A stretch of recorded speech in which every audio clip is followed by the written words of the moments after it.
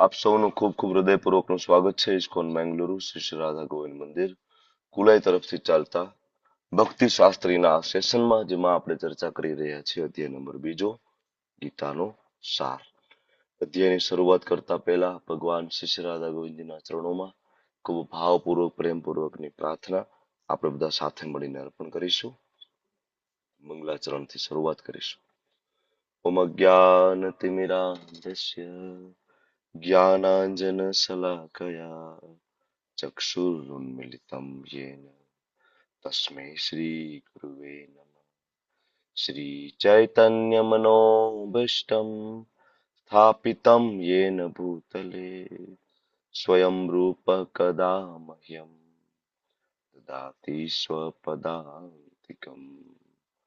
वन्देऽहं श्रीगुरो श्रीयुतापदकमलं श्रीगुरुन् वैष्णवांश्च श्रीरूपं साग्रजातं सहगण रघुनाथान्वितं तं सजीवं साद्वैतं सावधूतं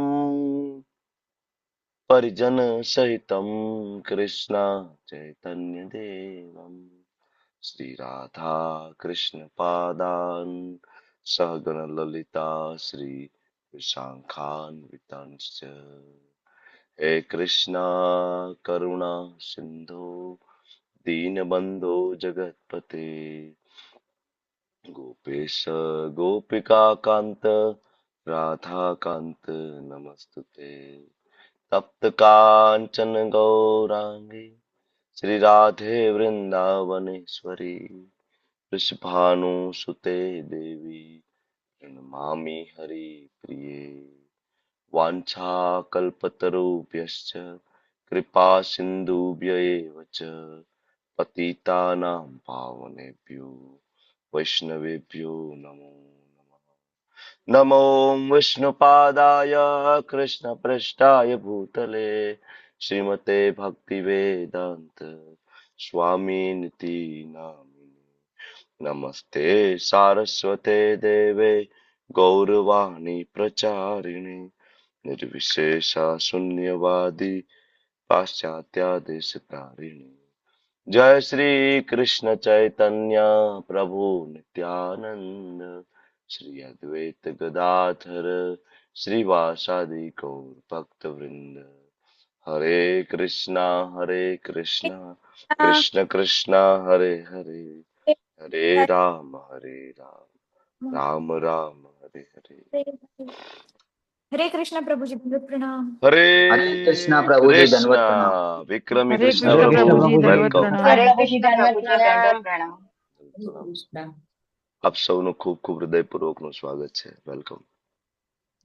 તો મારો અવાજ તમને લોકોને સંભળાય છે? બરાબર આવે છે ને? પીપીટી હા બરાબર. પ્રભુજી આવે છે.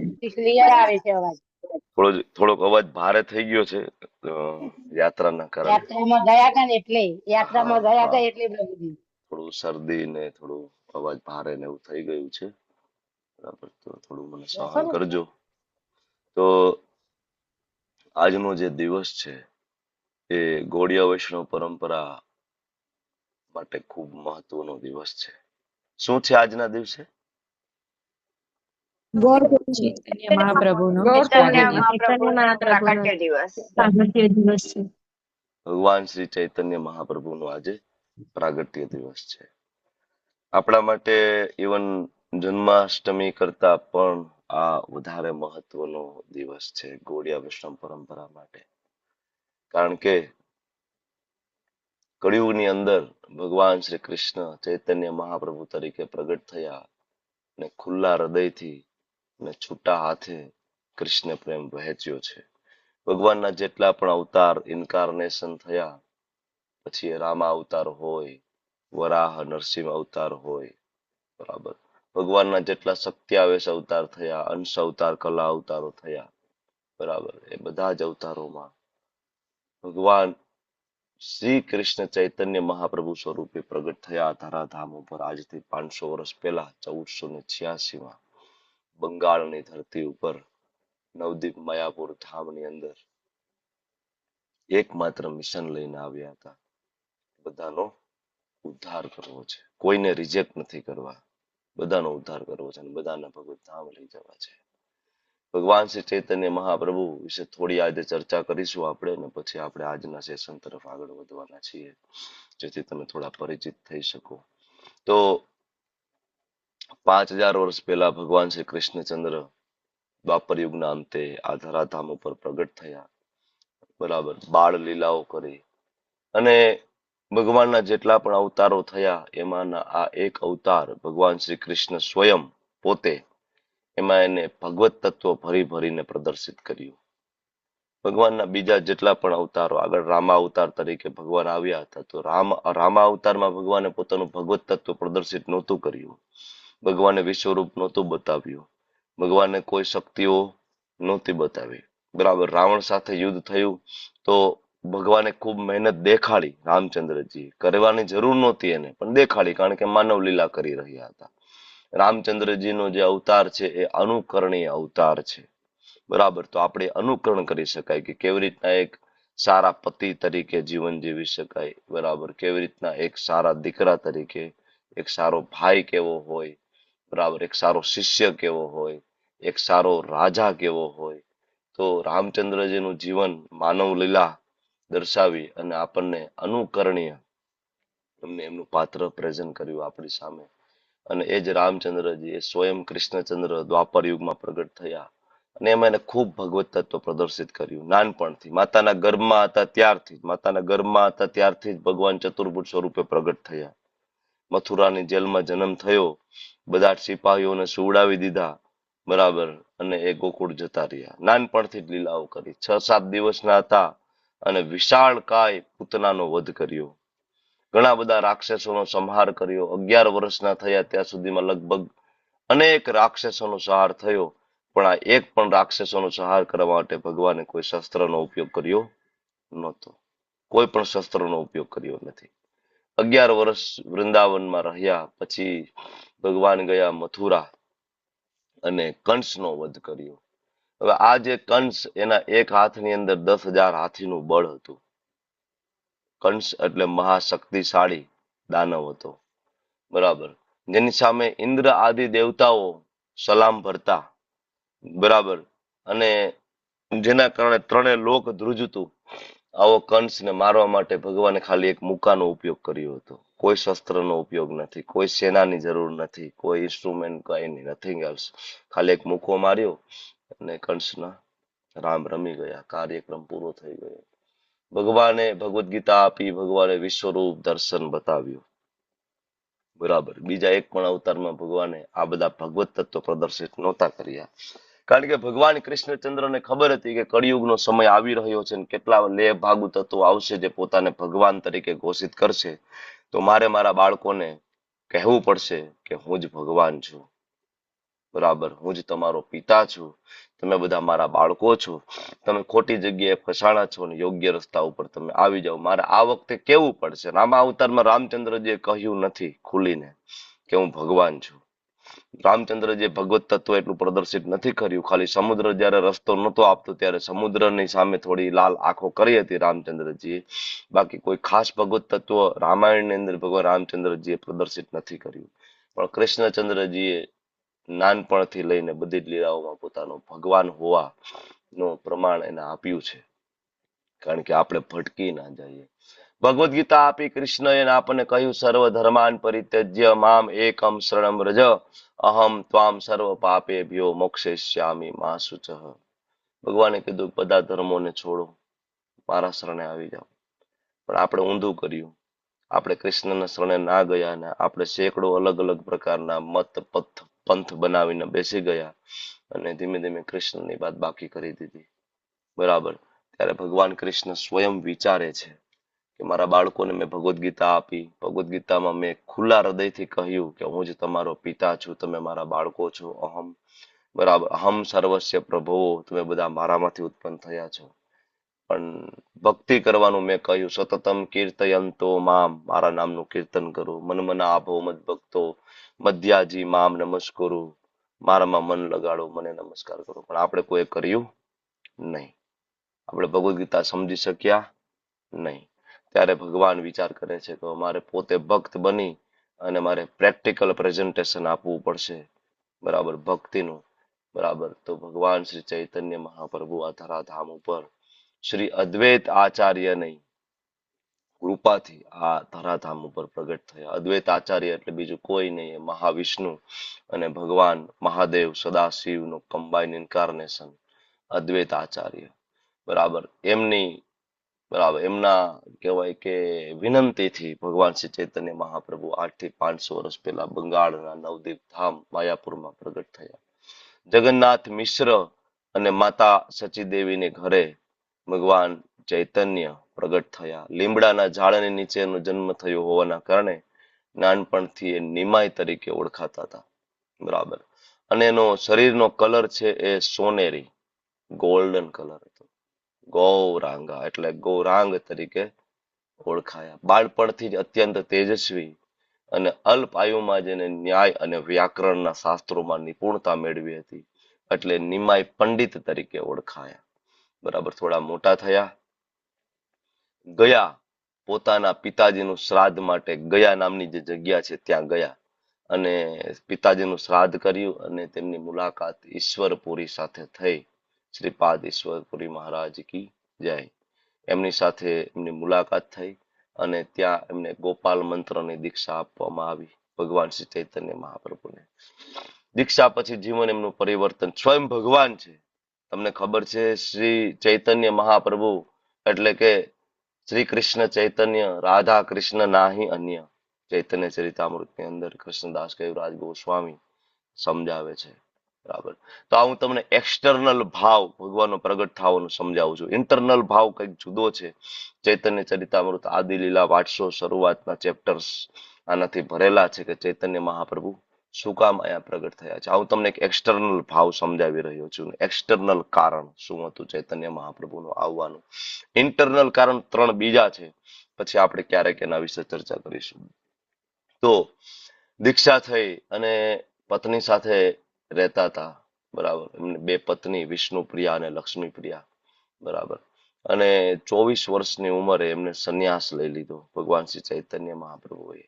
કારણ કે ભગવાનને થયું કે જ્યાં સુધી હું સંન્યાસ નહીં લઉં તો લોકો મને સિરિયસ નહીં લે. તો એને સંન્યાસ લઈ લીધો અને કેશવ ભારતી પાસેથી એમને દીક્ષા લીધી અને એમનું નામ થયું શ્રી કૃષ્ણ ચૈતન્ય. બરાબર. સંન્યાસ લીધા પછી ભગવાન શ્રી ચૈતન્ય મહાપ્રભુ જગન્નાથપુરીમાં એમને વાસ કર્યો. દક્ષિણ ભારતની 6 વર્ષ સુધી એમને યાત્રા કરી. ઝારખંડના જંગલોમાં ભગવાન શ્રી ચૈતન્ય મહાપ્રભુ પરિભ્રમણ કરતા હતા. એ સમયે જંગલના હિંસક જાનવરોને પણ હરે કૃષ્ણ મહામંત્ર ઉપર નચાવ્યા હતા. બરાબર. સિંહ અને હરણ બંને સાથે મળીને જમ્પ મારીને કુદાકા મારીને હરે કૃષ્ણની ધૂન ઉપર કીર્તન કરતા હતા ભગવાન શ્રી ચૈતન્ય મહાપ્રભુએ. તો જાનવર પણ જો કીર્તન કરી શકતા હોય અને જો આપણે કીર્તન ના કરીએ તો સમજો કે આપણે જાનવરથી પણ ગયા ગુજરેલા છીએ. બરાબર. આપણને જો કીર્તનમાં રુચિ ના થતી હોય, આપણને જો કીર્તન અને મૃદંગનો અવાજ સંભળાય, બરાબર, અને જો આપણા પગ છે એ ઝૂમતા ના હોય તો સમજો કે આપણે તો એ ઝારખંડના જંગલોમાં રહેલા પ્રાણીઓ કરતા પણ ગયા ગુજરેલા છીએ. ભગવાન શ્રી ચૈતન્ય મહાપ્રભુ શ્રીરંગમ ગયા. ત્યાં 4 માસનો વસવાટ કર્યો. બરાબર. ઘણા બધા મંદિરોમાં ગયા અને ઘણા બધા માયાવાદીઓને કન્વર્ટ કર્યા, વૈષ્ણવિઝમ આપ્યું અને ભગવાન શ્રી કૃષ્ણનો પ્રેમ આપ્યો અને અચિંત્ય ભેદાભેદ નામનો સિદ્ધાંત આપ્યો. અચિંત્ય ભેદાભેદ એટલે કે જીવ એ ભગવાનનો અંશ છે, તેથી ભગવાન સાથે એક છે ગુણમાં, અને જીવ ભગવાનનો અંશ છે છતાં ભગવાનથી ભિન્ન છે શક્તિમાં. તો ગુણાત્મક આપણી ભગવાન સાથે એકતા છે. આપણે પણ સચ્ચિદાનંદ સ્વરૂપ છીએ અને ભગવાન પણ સચ્ચિદાનંદ સ્વરૂપ છે. એટલે આને કહેવાય અભેદ, કોઈ ભેદ નથી. અને ભગવાન વિભુ છે અને આપણે અણુ છીએ, એટલે આને કહેવાય ભેદ. અને આ ભેદ અને આ અભેદને સમજવો બહુ મુશ્કેલ છે. બરાબર. ભગવાનના મહાન ભક્તોના સંગ દ્વારા સમજી શકાય, એટલે એને કહેવાય અચિંત્ય ભેદ. આપણો આ સિદ્ધાંત છે. ભગવાન શ્રી ચૈતન્ય મહાપ્રભુએ આપણને સિદ્ધાંત આપ્યો. જીવનના અંતિમ વર્ષો ભગવાન ચૈતન્ય મહાપ્રભુએ જગન્નાથપુરીમાં વિતાવ્યા. રાધા કૃષ્ણના ગંભીર વિરહની અંદર એ રહ્યા અને 48 વર્ષની વયે 1534માં એ ભગવાન શ્રી ચૈતન્ય મહાપ્રભુ એ ટોટા ગોપીનાથજી અને બીજો ભાગ એમનો શ્રી જગન્નાથજીના વિગ્રહની અંદર સમાઈ ગયો. કારણ કે ભગવાન સ્વયં હતા, મિશન પૂરું થઈ ગયું. બરાબર. અને એ ભગવાન શ્રી ચૈતન્ય મહાપ્રભુ ના પાર્ષદ શ્રી પાદ ભક્તિનો ઠાકોરજી એમનું ભવિષ્યવાણી કરી હતી કે મારો એક ભક્ત આવશે, મારો એક સેનાપતિ આવશે અને આખા પૃથ્વી ઉપર નગર અને દરેક શેરીઓમાં મારા નામનો પ્રચાર કરશે. તો એ બીજું કોઈ નહીં, એ શ્રીપાદ એસી ભક્તિ વેદાંત સ્વામી શ્રી પ્રભુપાદજી. પ્રભુપાદજીની કૃપાથી દરેક નગર, દરેક ગામની અંદર આજે હરે કૃષ્ણ મહામંત્રનો જપ થઈ રહ્યો છે, લોકો કીર્તન કરી રહ્યા છે. શ્રીમન ચૈતન્ય મહાપ્રભુ શ્રીરંગમ ગયા, જે જગ્યાએ અમે મુલાકાત કરવા ગયા હતા.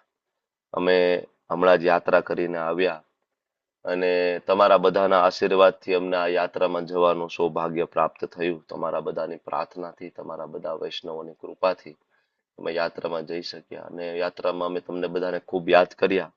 તમારા બધા માટે પણ અમે બધી જ જગ્યાએ પ્રાર્થના કરી, દર્શન કર્યા અને બધી જ જગ્યાએ પ્રાર્થના કરી તમારા માટે કે તમે આગળની યાત્રાઓમાં અમારી સાથે જોડાઈ શકો, તમારી સાધનામાં ઉન્નતિ થાય, ભગવાન શ્રી કૃષ્ણનો પ્રેમ તમને પ્રાપ્ત થાય. જગન્નાથપુરીમાં ભગવાન છેલ્લે રહ્યા, શ્રીરંગમ ગયા. શ્રીરંગમની અંદર એક જગ્યા આજે પણ છે જેમાં ભગવાન શ્રી ચૈતન્ય મહાપ્રભુના હાથે બનાવેલા જગન્નાથ, બલદેવ અને સુભદ્રા મૈયા નાના નાના વિગ્રહ છે. બરાબર. એટલા બ્યુટીફુલ છે કે તમે જોવો તો તમને તરત પ્રેમ થઈ જાય. નાના નાના વિગ્રહ છે, આટલા વિગ્રહ છે, જગન્નાથ, બલદેવ, સુભદ્રાજી. બરાબર. પણ બીજા વિગ્રહ જગન્નાથ, બલદેવ, સુભદ્રાજી કરતા આ વિગ્રહ કંઈક અલગ અમને લાગ્યા. બરાબર. કારણ કે આમાં મોટી મોટી આંખો, આ ગોળ આંખો નહીં, આપણા જેવી આંખો પણ મોટી મોટી આંખો, સરસ મજાની. અને તમને એવું લાગે કે બાલકૃષ્ણ છે. બરાબર. એક્ઝેક્ટ એવું લાગે કે આ કોઈ નાનો એવા બાલકૃષ્ણ છે, આ બલરામજી છે, આ માતા સુભદ્રાજી છે, નાની એવી બેન વચ્ચે બેઠી છે. Very beautiful. અમે ત્યાં ગયા તો મંદિર બંધ થઈ ગયું હતું.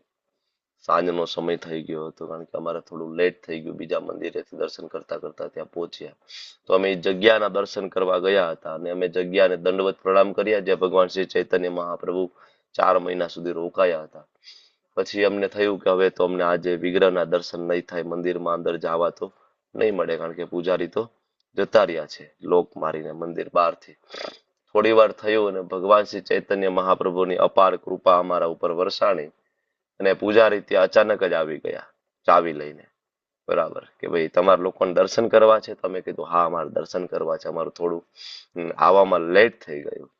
જનરલી એવું બનતું નથી કે મંદિર બંધ થઈ જાય પછી એ લોકો પૂજારી, સાઉથના પૂજારીઓ મંદિર ખોલે. સાઉથમાં ઇટ ઇઝ વેરી રેર. બરાબર. નથી બહુ, એ લોકો નીતિ નિયમોમાં બહુ જ ચુસ્ત એ બ્રાહ્મણો છે, સાઉથના બ્રાહ્મણો છે, બહુ માને.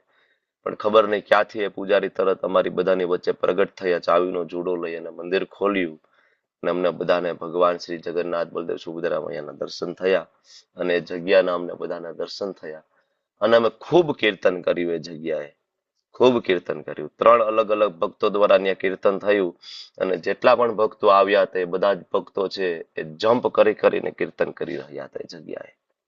બરાબર. ખૂબ આનંદ થયો. ભગવાન શ્રી રંગનાથજીના દર્શન કર્યા. કુંભકોણમ ગયા. ભગવાન ગર્ભોદક્ષાય વિષ્ણુના અલગ અલગ સ્વરૂપના દર્શન થયા. ભગવાન શ્રી આદિ કુંભેશ્વર મહાદેવ, ભગવાન શિવજીના દર્શન થયા અને ત્યાંથી અમે લોકો રામેશ્વરમ ગયા અને ત્યાં ભગવાન રામચંદ્રજી દ્વારા જે શિવલિંગની સ્થાપના થઈ, 12 જ્યોતિર્લિંગમાંથી એક જ્યોતિર્લિંગ એવા ભગવાન શ્રી રામેશ્વર દાદાના અમે દર્શન કર્યા. એકાદશીનો પવિત્ર દિવસ હતો અને એ દિવસે અમે અગ્નિ તીર્થ સમુદ્ર, એ સમુદ્રમાં સ્નાન કરવાથી જગતના બધા જ તીર્થોમાં સ્નાન કરવાનું પુણ્ય પ્રાપ્ત થાય અને એ દિવસ એકાદશી હતો એટલે એ દિવસે સ્નાન કરવાથી એ મલ્ટીપ્લાય બાય 100 થઈ જાય. તો અમે સમુદ્ર સ્નાન કર્યું તો 100 વખત સમુદ્ર સ્નાન થયું અને 100 વખત આ જગતના બધા તીર્થોનું સ્નાન થયું એક સાથે. 22 પવિત્ર કુંડ છે રામેશ્વરમની અંદર. બરાબર. બધા જ કુંડ રામેશ્વરમ સમુદ્ર કિનારે આવેલી જગ્યા છે, તમને બધાને ખ્યાલ છે. અને 22 અલગ અલગ જે કુંડ છે, 22 જે કુવા છે, બધા કુવાનું પાણીનો ટેસ્ટ જુદો જુદો છે. બધા કુવાનો ટેસ્ટ જુદો જુદો છે. કોઈનો ટેસ્ટ છે મીઠો છે, કોઈનો ટેસ્ટ ખારો છે, કોઈનો ટેસ્ટ તુરો છે, બરાબર, વેરી સોલ્ટી છે, વધારે પડતો બરાબર ખારો છે, ઓછો ખારો છે, આવી રીતના અલગ અલગ. અને 22 કુવામાં સ્નાન કરવાનું હોય છે. તો અમે એ દિવસે 22 કુવામાં સ્નાન કર્યું. એકાદશીનો દિવસ હતો તો મલ્ટી બાય 100, તો અમે 2200 કુવામાં સ્નાન કર્યું. પછી અમે ભગવાન શ્રી રામેશ્વર દાદાના દર્શન કરવા ગયા. અને એ દિવસ અમને આજીવન યાદ રહેશે, કારણ કે બધા વૈષ્ણવોનો સંગ પ્રાપ્ત થયો. બરાબર, આપણા ગોળિયા વૈષ્ણવ પરંપરાના 3 પ્રેસિડેન્ટ ને અમને મળવાનું થયું. અને અમને એમની જે હમ્બલનેસ, એમની જે વિનમ્રતા, બરાબર, અમને બધાને ખૂબ આકર્ષી ગઈ. શ્રીનિવાસ પ્રભુ હતા, વેંકટેશ પ્રભુ હતા, અને આપણા નામનિષ્ઠા પ્રભુ તો હંમેશા હોય જ છે, બરાબર, આપણી સાથે. તો આ બધા જ પ્રેસિડેન્ટ, એમની જે વિનમ્રતા અને એનો ભગવાન પ્રત્યેનો ભાવ, એમની જે સાધના, બરાબર, ખાલી એમની સાથે રહેવાથી ઘણું બધું શીખવા મળ્યું અમને લોકોને. ખૂબ કથાઓ, ખૂબ કીર્તન થયું, મહાપ્રસાદ ભરી ભરીને અમને બધાને પ્રાપ્ત થયું. બરાબર, હમણાં અમારી રિટર્ન જર્ની, હું ઘરે પહોંચ્યો તો ઓલમોસ્ટ 62 કલાકની જર્ની થઈ મને ઘરે પહોંચતા. બરાબર, 50 કલાક સુધી તો અમે ટ્રેનમાં હતા. તો ઘણી વખત એવો વિચાર આવે કે ભાઈ 50 કલાક ટ્રેનમાં કેવી રીતના યાત્રા કરવી. એવું નહોતું કે પ્લેનની ટિકિટ અમે અફોર્ડ નહોતા કરી શકતા. બરાબર, 2 કલાકમાં ત્યાં પહોંચી જઈએ, અમે અફોર્ડ કરી શકતા હતા પ્લેનની ટિકિટ. બરાબર, ઘણા બધા અમારી સાથે હતા, નામ શ્રેષ્ઠ પ્રભુ, અનિતાબા, બરાબર, આ બધા લોકો પણ મોસ્ટલી પ્લેનમાં ટ્રાવેલ કરવાનું વિચારતા હોય. પણ આ વખતે અમે એવું વિચાર્યું હતું કે ભક્તો સાથે ટ્રાવેલ કરવું છે, ભલે 50 કલાકની જર્ની થાય, 60 કલાકની જર્ની થાય. અમે લોકો 60 કલાકની જર્ની અમે રામેશ્વરમથી ઓખા ટ્રેનમાં રાજકોટ અમદાવાદ ઉતર્યા. અને એવું લાગ્યું નહીં કે અમે 2 રાત અને 2 દિવસથી સતત ટ્રેનમાં છીએ. બરાબર, અલગ અલગ જગ્યાએથી, તિરુપતિથી પ્રસાદ આવ્યો, સાલેમથી પ્રસાદ આવ્યો, જલગાંવ અમે ગયા ત્યારે પણ પ્રસાદ આવ્યો. અલ્પા માતાજી, કોમલ માતાજી, કિરણ પ્રભુ, એમના નાના નાના દીકરા અક્ષત પ્રભુ અને સ્વરૂપ પ્રભુજી, બરાબર, બધા આવ્યા. અને અમને પ્રસાદ જાતી વખતે પણ સરસ મજાનો બ્રેકફાસ્ટ, રિટર્નમાં ડિલિશિયસ લંચ. સુરત પહોંચ્યા તો જીવેશ્વર પ્રભુજી બધા માટે પ્રસાદ લઈને આવ્યા. અને પ્રસાદ એટલો ભક્તો લઈને આવતા અને એવી રીતના જમાડતા કે અમારા ટ્રેનના ડબ્બાના બીજા લોકોને પણ અમે જમાડી શકતા, એટલો પ્રસાદ આવતો, એટલી ક્વોન્ટિટીમાં પ્રસાદ આવતો. ખૂબ પ્રસાદ લીધો, ખૂબ આનંદ કર્યો. ટ્રેનની અંદર ખૂબ કીર્તન કર્યા અમે, ખૂબ કીર્તન કર્યા. અમુક લોકોએ વિરોધ કર્યો, સ્પીકર બંધ કરાવ્યા, તો ભગવાનની કૃપાથી ભગવાને મારા ગળામાં સ્પીકર જેવો અવાજ આપ્યો છે કે આખી બોગીમાં મારો અવાજ પહોંચી શકે. બરાબર, તો બરાબર, અમે અમારા અવાજથી કીર્તન કર્યું. અને B1માં અમે હતા, B1 થી લઈને B7 સુધીના બધા જ ડબ્બાઓમાં અમે બધાને નચાવ્યા, બધાને કીર્તન કરાવ્યા. અમે અલગ અલગ સમયે કથાઓ થતી, અમારો ટાઈમ ફિક્સ હતો. અને જેવો ટાઈમ થાય તો લોકો અલગ અલગ ડબ્બામાંથી આવીને અમારા ડબ્બામાં ગોઠવાઈ જાય, જ્યાં જગ્યા મળે ત્યાં બધા બેસી જાય, નીચે બેસી જાય. અને મહારાજજી કથા ક્યારે કરો છો એમ કરીને બધા ગોઠવાઈ જાય ને કથા શરૂઆત થાય. બરાબર, પ્રહલાદ મહારાજની કથા, બરાબર, અલગ અલગ કથા. એક માતાજી હતા, એમની સાથે શાસ્ત્રાર્થ થયો, શિવ ભક્ત હતા, એમની સાથે અડધો કલાક ઉપર અમારો શાસ્ત્રાર્થ થયો. અને અલ્ટિમેટલી એ કન્વિન્સ થયા કે ના ના, કૃષ્ણના શરણે તો જવું પડશે, એના વગર મારો ઉદ્ધાર નહીં થાય. બરાબર, એને એના રેફરન્સ આપ્યા વિજ્ઞાન અને ટેકનોલોજીમાંથી. અને આપણે શ્રીમદ ભાગવતમ, ભગવદ્ ગીતા અને ટેકનોલોજી, વિજ્ઞાનને સાથે લઈને શાસ્ત્રાર્થ કર્યો. અને છેલ્લે માતાજી પણ કન્વિન્સ થઈ ગયા. કોલેજિયન હતા અને એને ઇસ્કોન પ્રત્યે થોડી નફરત હતી, તો એને એ નફરતને પ્રેમમાં બદલાવાની અમે કોશિશ કરી. અને એમાં શ્રીલ પ્રભુપાદજીના શબ્દો એમને જરૂર સ્પર્શી ગયા અને છેલ્લે એમને સ્વીકાર્યું કે નહીં નહીં, લાલાની સેવા તો કરવી પડશે, એના વગર મારો ઉદ્ધાર નથી. તો સુંદર મજાનો શાસ્ત્રાર્થ થયો, ખૂબ પ્રસાદ પ્રાપ્ત થયો અને તમારી બધાની કૃપાથી વૈષ્ણવોની સેવા થઈ. આજે પણ એ દિવસો યાદ છે.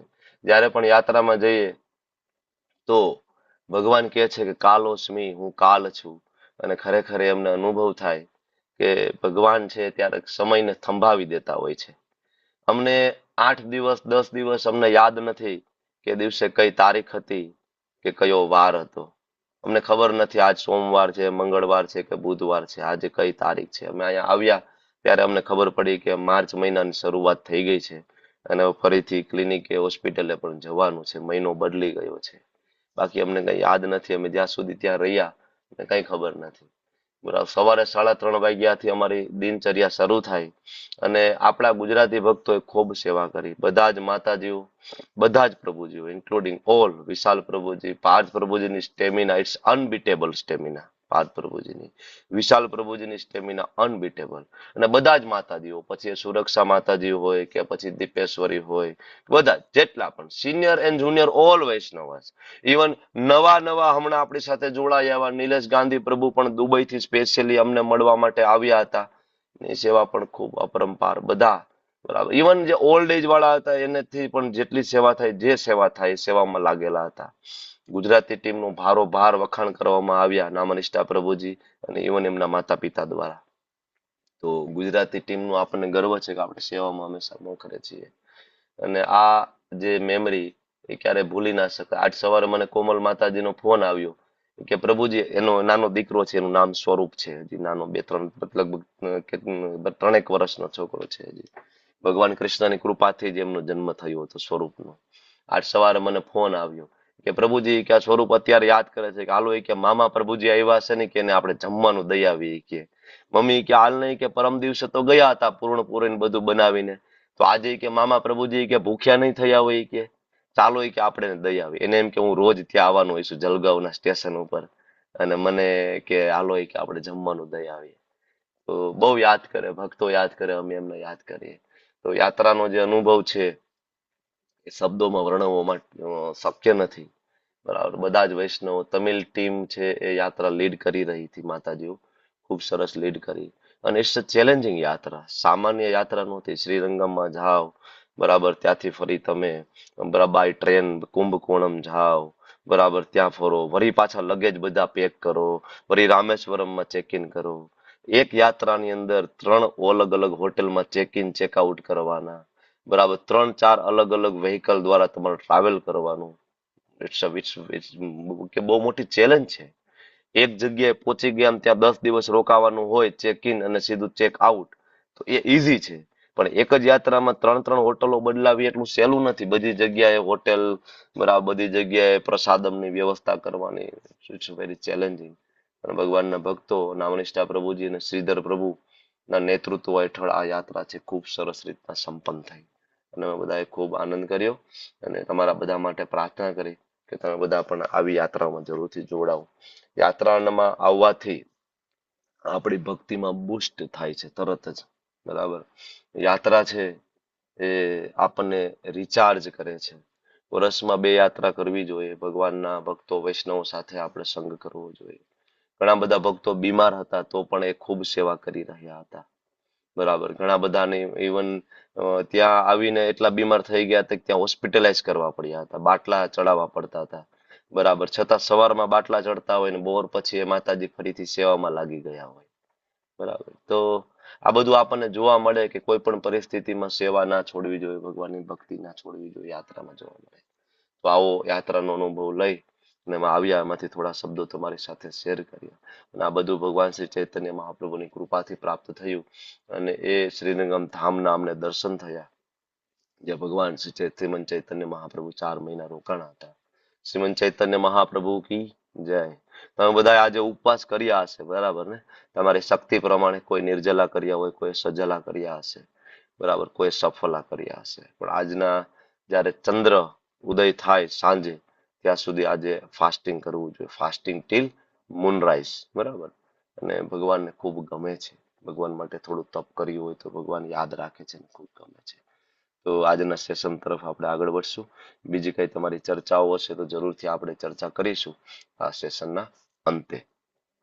તો આપણે લોકો ચર્ચા કરી રહ્યા છીએ બીજા અધ્યાય, અને જેમાં આપણે શરૂઆતમાં રિવિઝન લીધું હતું અને વર્ણાશ્રમ ધર્મના સિદ્ધાંત વિશે આપણે જોયું અને 2 વ્યવસાયિક ફરજો અને નિયત ફરજો વિશે આપણે ચર્ચા કરી હતી અને 4 પ્રકારના અલગ અલગ ધર્મ, કુલ ધર્મ, જાતિ ધર્મ, સ્વધર્મ અને સ્વકર્મ, આ ચારેયનો જે સરવાળો આને કહેવાય વર્ણાશ્રમ ધર્મ. આ ચારેય જીવનમાં ઉતારવા પડે ત્યારે તમે વર્ણાશ્રમ ધર્મને એપ્લિકેબલ કરી શકો. અને એની ધર્મ સમજૂતી આપણે જોઈ. અને વર્ણ અને આશ્રમ એ પ્રમાણે બ્રાહ્મણ, ક્ષત્રિય, વૈશ્ય અને શૂદ્ર, અને આશ્રમ પ્રમાણે જોઈએ તો બ્રહ્મચર્ય, બરાબર, વાનપ્રસ્થ અને ગૃહસ્થ, અને છેલ્લે સંન્યાસ આશ્રમ. આ વિશે પણ આપણે સમજવાની કોશિશ ગયા વખતે કરી હતી. અને એમ કરતા કરતા આપણે પેલા શ્લોકની અંદર એન્ટ્રી કરી અને બીજો અધ્યાય આપણે પૂરો કરી અને પહેલો અધ્યાય પૂરો કરીને બીજા અધ્યાયમાં એન્ટ્રી લીધી. બીજા અધ્યાયમાં સંજય કહી રહ્યા છે કે કરુણાથી વ્યાપ શોકયુક્તના આંસુ ભરેલા નેત્ર વાળા અર્જુનને જોઈ મધુસૂદન કૃષ્ણએ નીચે મુજબ વચનો કહ્યા. Actually Arjun is crying. મહાન ભક્ત છે અર્જુન, અને અર્જુન છે એ ક્ષત્રિય હોવા છતાં અહીંયા રડી રહ્યા છે, બરાબર, કારણ કે અર્જુન ખૂબ દયાળુ છે. તો ભગવાનની એન્ટ્રી થઈ 2.2 ની અંદર, અને એમાં ભગવાન અર્જુનને ઠપકો આપે છે કે ભાઈ આ તારું જે વર્તન જે છે અને આ જે તારી દયા જે કરુણા છે એ યોગ્ય નથી. ભગવાન અર્જુનને ના પાડે છે, બરાબર, કે ભાઈ આ શુદ્ર દુર્બળતાઓ જે છે એનો તું ત્યાગ કર. 2.2 નો ભાવાર્થ બહુ જ મહત્વનો છે, તમે લોકોએ વાંચ્યો હશે. એમાં ભગવાનની વ્યાખ્યા અને ભગવત સાક્ષાત્કારના 3 તબક્કા, બ્રહ્મ, પરમાત્મા અને ભગવાન, અને એને સમજાવવા માટે શ્રી પ્રભુપાદજી, બરાબર, સૂર્યનું એક્ઝામ્પલ આપે છે. સૂર્યના કિરણો, સૂર્યની સપાટી અને સૂર્ય ગ્રહ. તો આ ચર્ચા આપણે લાસ્ટ ટાઈમ કરી ચૂક્યા છીએ. અને ત્રીજા શ્લોકમાં આપણે આજે આગળ વધીએ અને ભગવાન અર્જુનને વધારે ખીજાય છે. ત્રીજા શ્લોકની અંદર ના કહેવાના વેણ અર્જુનને કહે છે. સાચા ગુરુ કોને કહેવાય, બરાબર, તો અહીંયા ભગવાન અર્જુનને કહે છે ક્લેબ્યમ માસ્મ ગમ પાર્થ, બરાબર, ક્લેબ્યમ, આ જે શબ્દ છે ને એ બહુ અઘરો શબ્દ ભગવાન અર્જુન માટે વાપરે છે. શુદ્રમ હૃદય દૌર્બલ્યમ ત્યક્તો ઉત્તિષ્ઠ પરંતપ, બરાબર, હે પૃથા પુત્ર, આવી હીન નામ હૃદયના તાબે ના થઈશ, તને આ શોભતું નથી. શત્રુઓનું દમન કરનાર, પરંતપ એટલે શત્રુઓને દમન કરનાર, હૃદયની આવી શુદ્ર દુર્બળતાઓ નો તું ત્યાગ કર અને તો ઉત્તિષ્ઠ, ઉભો થા અને તું યુદ્ધ કર. હવે શ્રી પ્રભુપાદજી અને તાત્પર્યની અંદર એક જ પેરેગ્રાફ છે, તમારા લોકોએ આ વાંચવાનો છે, તમે લોકો એન્ડ્રેસ કરો. તો તાત્પર્યનો જે મેઇન સેન્ટર પોઈન્ટ જે છે એ બે વસ્તુ છે આની અંદર, કે એક તો પૃથાના પુત્ર શું કામ કહેવામાં આવ્યું, પહેલી વસ્તુ, અને બીજું કહેવાતી જે અહિંસા છે એનો પરિત્યાગ થવો જોઈએ. બે વસ્તુ આપણને પ્રભુપાદ અહીંયા સમજાવે છે. અને આ પરપટ તમે વાંચો. જય શ્રી સોમંગલા માતાજીનો એડ્રેસ પહેલો થયો છે, તમે વાંચો. હરે કૃષ્ણ પ્રભુજી.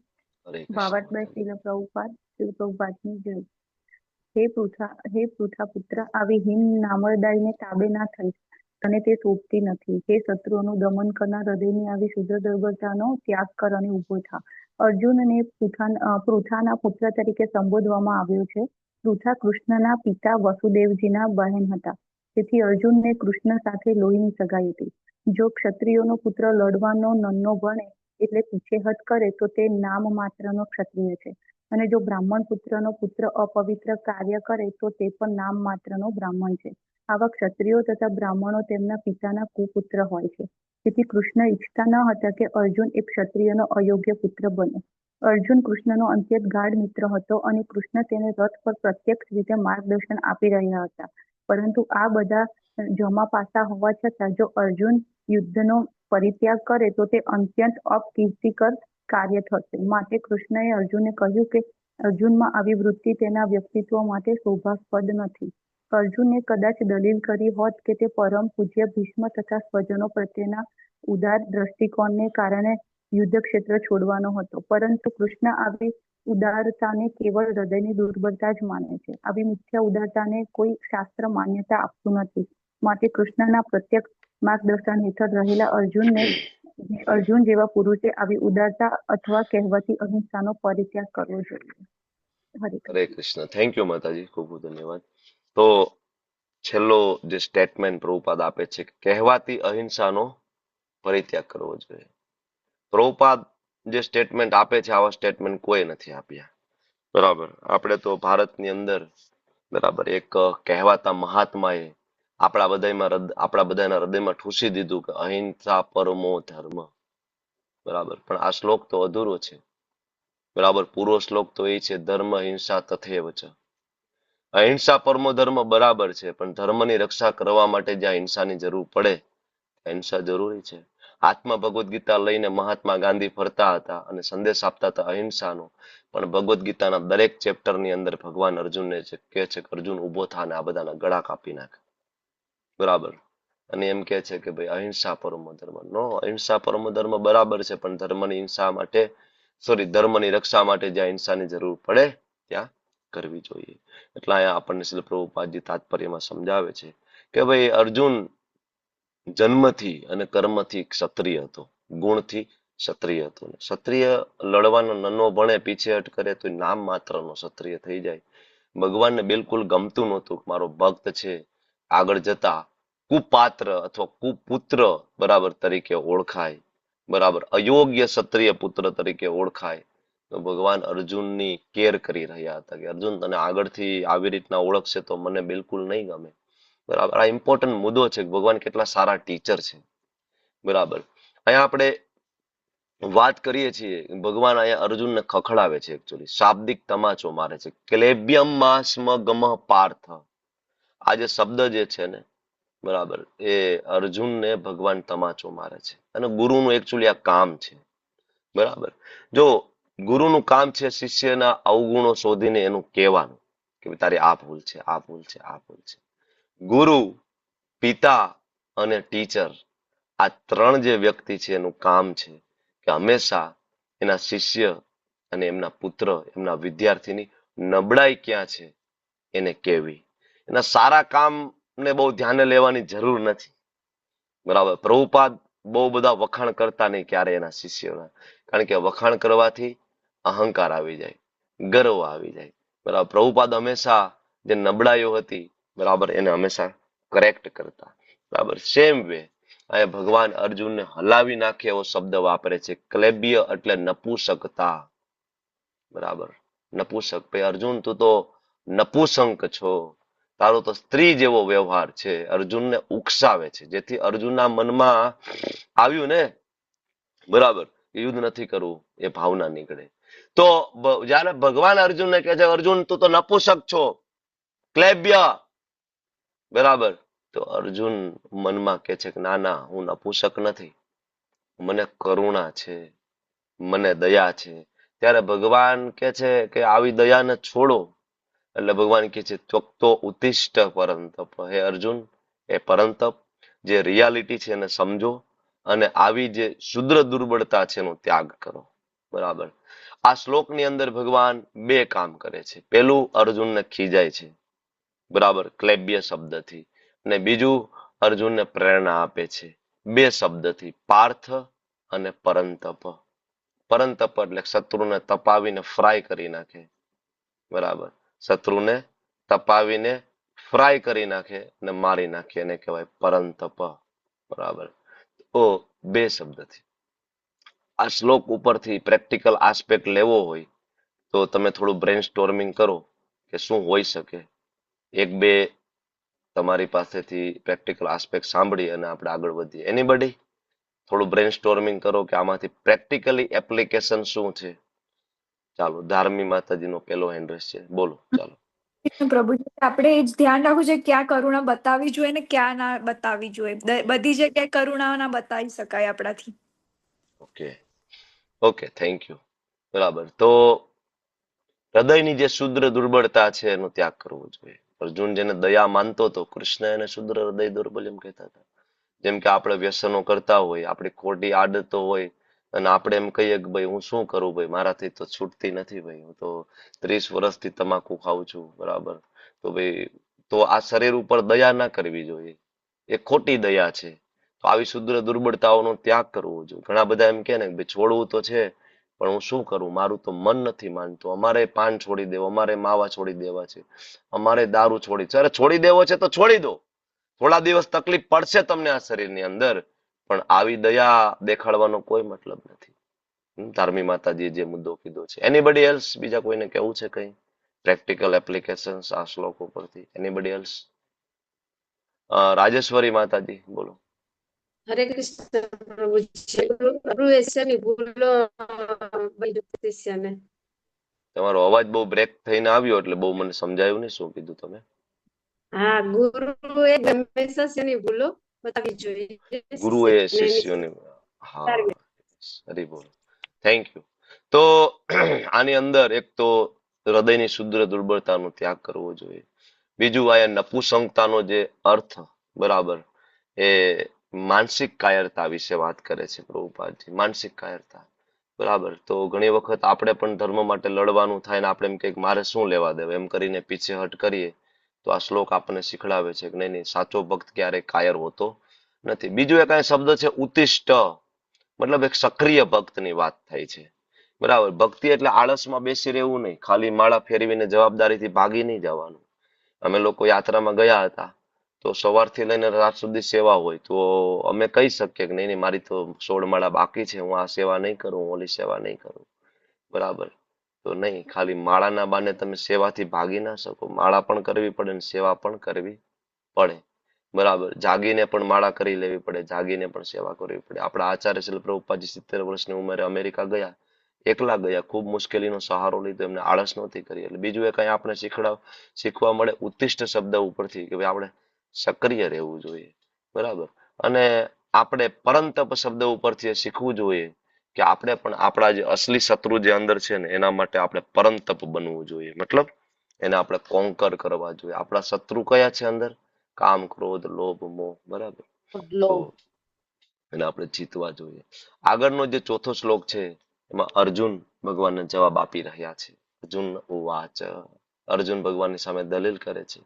કથમ ભીષ્મમ અહમ સંખ્યે દ્રોણમ ચ મધુસૂદન ઈશુભીઃ પ્રતિયોત્સ્યામિ પૂજાર્હાર વર્યસૂદન હરિસૂદન બરાબર. તો હવે અર્જુન ભગવાનને આન્સર આપે છે. શત્રુ હંતા હે મધુસૂદન, ભગવાન માટે બે શબ્દ વપરાયા, મધુસૂદન અને હરિસૂદન. હું યુદ્ધમાં ભીષ્મ તથા દ્રોણ જેવા પૂજનીય પુરુષો ઉપર બાણોથી પડતું આક્રમણ કેવી રીતના કરી શકું?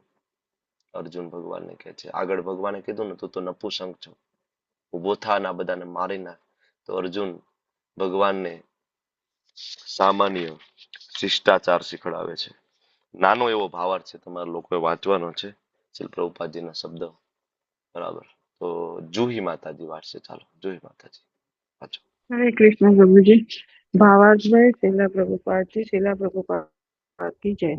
ભીષ્મ પિતામહ તથા દ્રોણાચાર્ય જેવા સન્માનીય પુરુષો સદૈવ પૂજનીય હોય છે. તેઓ આક્રમણ કરે તો પણ તેમની ઉપર પ્રતિ આક્રમણ ન કરવું જોઈએ. આ તો સામાન્ય શિષ્ટાચાર છે કે ગુરુજનો સાથે વાગ યુદ્ધ પણ ન કરવું જોઈએ. જો તેઓ કોઈ કઠોર વ્યવહાર કરે તો પણ તેમની સાથે કઠોર વ્યવહાર ન કરવો જોઈએ. તો પછી અર્જુન તેમની ઉપર વળતો હુમલો કરે એ કેવી રીતે શક્ય હતું? શું કૃષ્ણ તેમના પિતામહ ઉગ્રસેન અથવા તેમના ગુરુ સાંદીપની મુનિ પર ક્યારેય આક્રમણ કરી શકે? અર્જુને કૃષ્ણ સમક્ષ આવી કેટલીક દલીલો પ્રસ્તુત કરી. હરે કૃષ્ણ. હરે કૃષ્ણ. શ્રીપાદ શ્રીધર સ્વામી શ્રીમદ ભગવદ્ ગીતા ઉપર જે ટીકા લખે છે એ શ્રીધર સ્વામીજીની ટીકા શ્રી પ્રભુપાદજી અહીંયા ભાવાર્થમાં આપી છે આપણને. એકચ્યુઅલી ઘણા બધા એવા સંવાદ થયા અર્જુન અને કૃષ્ણ વચ્ચે બરાબર જે મનમાં થયા, પણ ભગવાનનો મહાન ભક્ત હોય એ સમજી શકે અને એને પણ ડોક્યુમેન્ટેડ કરી શકે. તો એવા ભગવાનના મહાન ભક્ત શ્રીપાદ શ્રીધર સ્વામી દ્વારા એને ડોક્યુમેન્ટેડ કરવામાં આવ્યા. ભગવાન અર્જુનને કહે છે કે અર્જુન તું તો નપુસંગ છો, ઉભો થા ને યુદ્ધ કર. તો અર્જુનના મનમાં પ્રશ્ન થાય છે, પ્રભુ તમે મને નપુસંગ કહો છો, તમારી વાત સાચી, ચાલો હું માની લઉં બરાબર. તમે કહો છો તો હું ભીષ્મને મારી નાખું, ગુરુ દ્રોણને મારી નાખું, શું તમે તમારા પિતામહ સામે હોય તો યુદ્ધ કરો? આ પ્રશ્ન અર્જુન ભગવાનને પૂછે છે મનમાં, અને એ શ્રીધર સ્વામી સમજી અને આપણને સમજાવે છે કે તમે ઉગ્રસેન હોય, તમારા ગુરુ સાંદીપની મુનિ હોય, સામે હોય તો તમે યુદ્ધ કરો.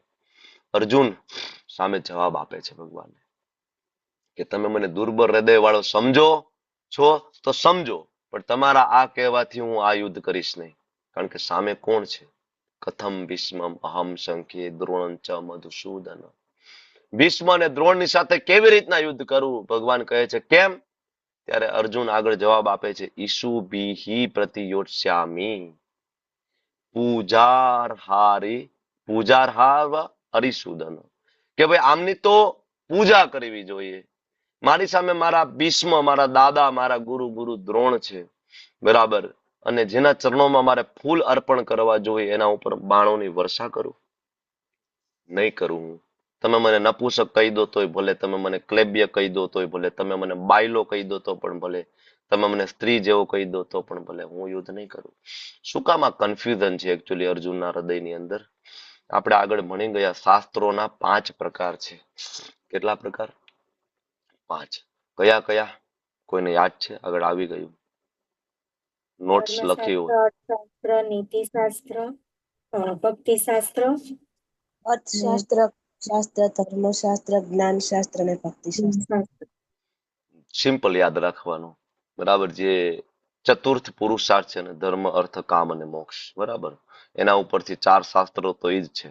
ધર્મશાસ્ત્ર, બરાબર, ધર્મ, પછી અર્થશાસ્ત્ર, એને જ નીતિશાસ્ત્ર કહેવામાં આવે છે. ધર્મ, અર્થ, કામ શાસ્ત્ર, બરાબર, અને મોક્ષ શાસ્ત્ર એને જ જ્ઞાન શાસ્ત્ર કહેવામાં આવે છે. અને આ બધાથી ઉપર જે ટોપ મોસ્ટ જે જેને ભાગવત ધર્મ કહેવાય એ ભક્તિ શાસ્ત્ર. તો ધર્મશાસ્ત્ર પ્રમાણે વડીલો પર હુમલો કરી શકાય નહીં, પણ નીતિશાસ્ત્ર અને અર્થશાસ્ત્ર પ્રમાણે દુષ્ટોને દંડ આપવો જોઈએ. જે આપણે ભણી ગયા છે આગળ કે 6 પ્રકારના આતતાઈઓનો વધ કરવો જોઈએ. ભણી ગયા છીએ ને, કે નથી યાદ તમને લોકોને? 6 પ્રકારના આતતાઈઓને મારી નાખવા જોઈએ. લેવલ 1 માં ભણાવ્યું, લેવલ 2 માં ભણાવ્યું છે, બરાબર ને? તો એકચ્યુઅલી નીતિશાસ્ત્ર કહે છે કે આ લોકોનો વધ કરવો જોઈએ, પણ અર્જુન અર્થશાસ્ત્રની ઉપર ધર્મશાસ્ત્રને રાખે છે, અને ધર્મશાસ્ત્ર એવું કહે છે કે વડીલો પર હુમલો ના થવો જોઈએ, વડીલોને મારી ના નખાય, બરાબર. પણ અર્જુને સમજી નથી શકતા કે ભગવાન ધર્મ, અર્થ, કામ અને મોક્ષ, આ 4 શાસ્ત્રોથી ઉપર એક જે શાસ્ત્ર છે એનું નામ છે ભક્તિ શાસ્ત્ર. એ અનુસંધાને ભગવાન અર્જુનને ગાઈડન્સ આપી રહ્યા છે, બરાબર. હવે તમને બધાને વિનંતી છે કે અહીંયા જે શ્લોક છે 2.4 અને અધ્યાય પહેલાની અંદર તમે જાઓ અને ત્યાં 1.8 8મો શ્લોક અને એનો અનુવાદ તમે વાંચો, અને પછી આ 2 શ્લોક વચ્ચેનું તમારે મને અંતર કહેવાનું છે. 1.8 અને 2.4 નાની એવી એક્સરસાઇઝ છે તમારા માટે કે 1.8 ની અંદર શ્લોક અને અનુવાદ વાંચો, અને 2.4 એનો શ્લોક અને અનુવાદ વાંચો, અને થોડું તમારું બ્રેન સ્ટોર્મિંગ કરો કે તમને એમાં શું ખ્યાલ આવી રહ્યો છે. જેને કંઈ ખબર પડે એ તરત હેન્ડ રેઝ કરજો, એટલે આપણે ચર્ચા કરીશું. આપણે 4 થી 5 ઓપિનિયન લઈશું અલગ અલગ, જે એટલે જે પેલો હેન્ડ રેઝ કરશે તો એમની પાસેથી આપણે સમજશું. સાચો આન્સર મળી જશે તો ત્યાં આપણે સ્ટોપ કરી દઈશું. આ પ્રિન્સી માતાજી, તમે શું કહો છો? શું અંતર લાગે તમને 1.8 અને 2.4?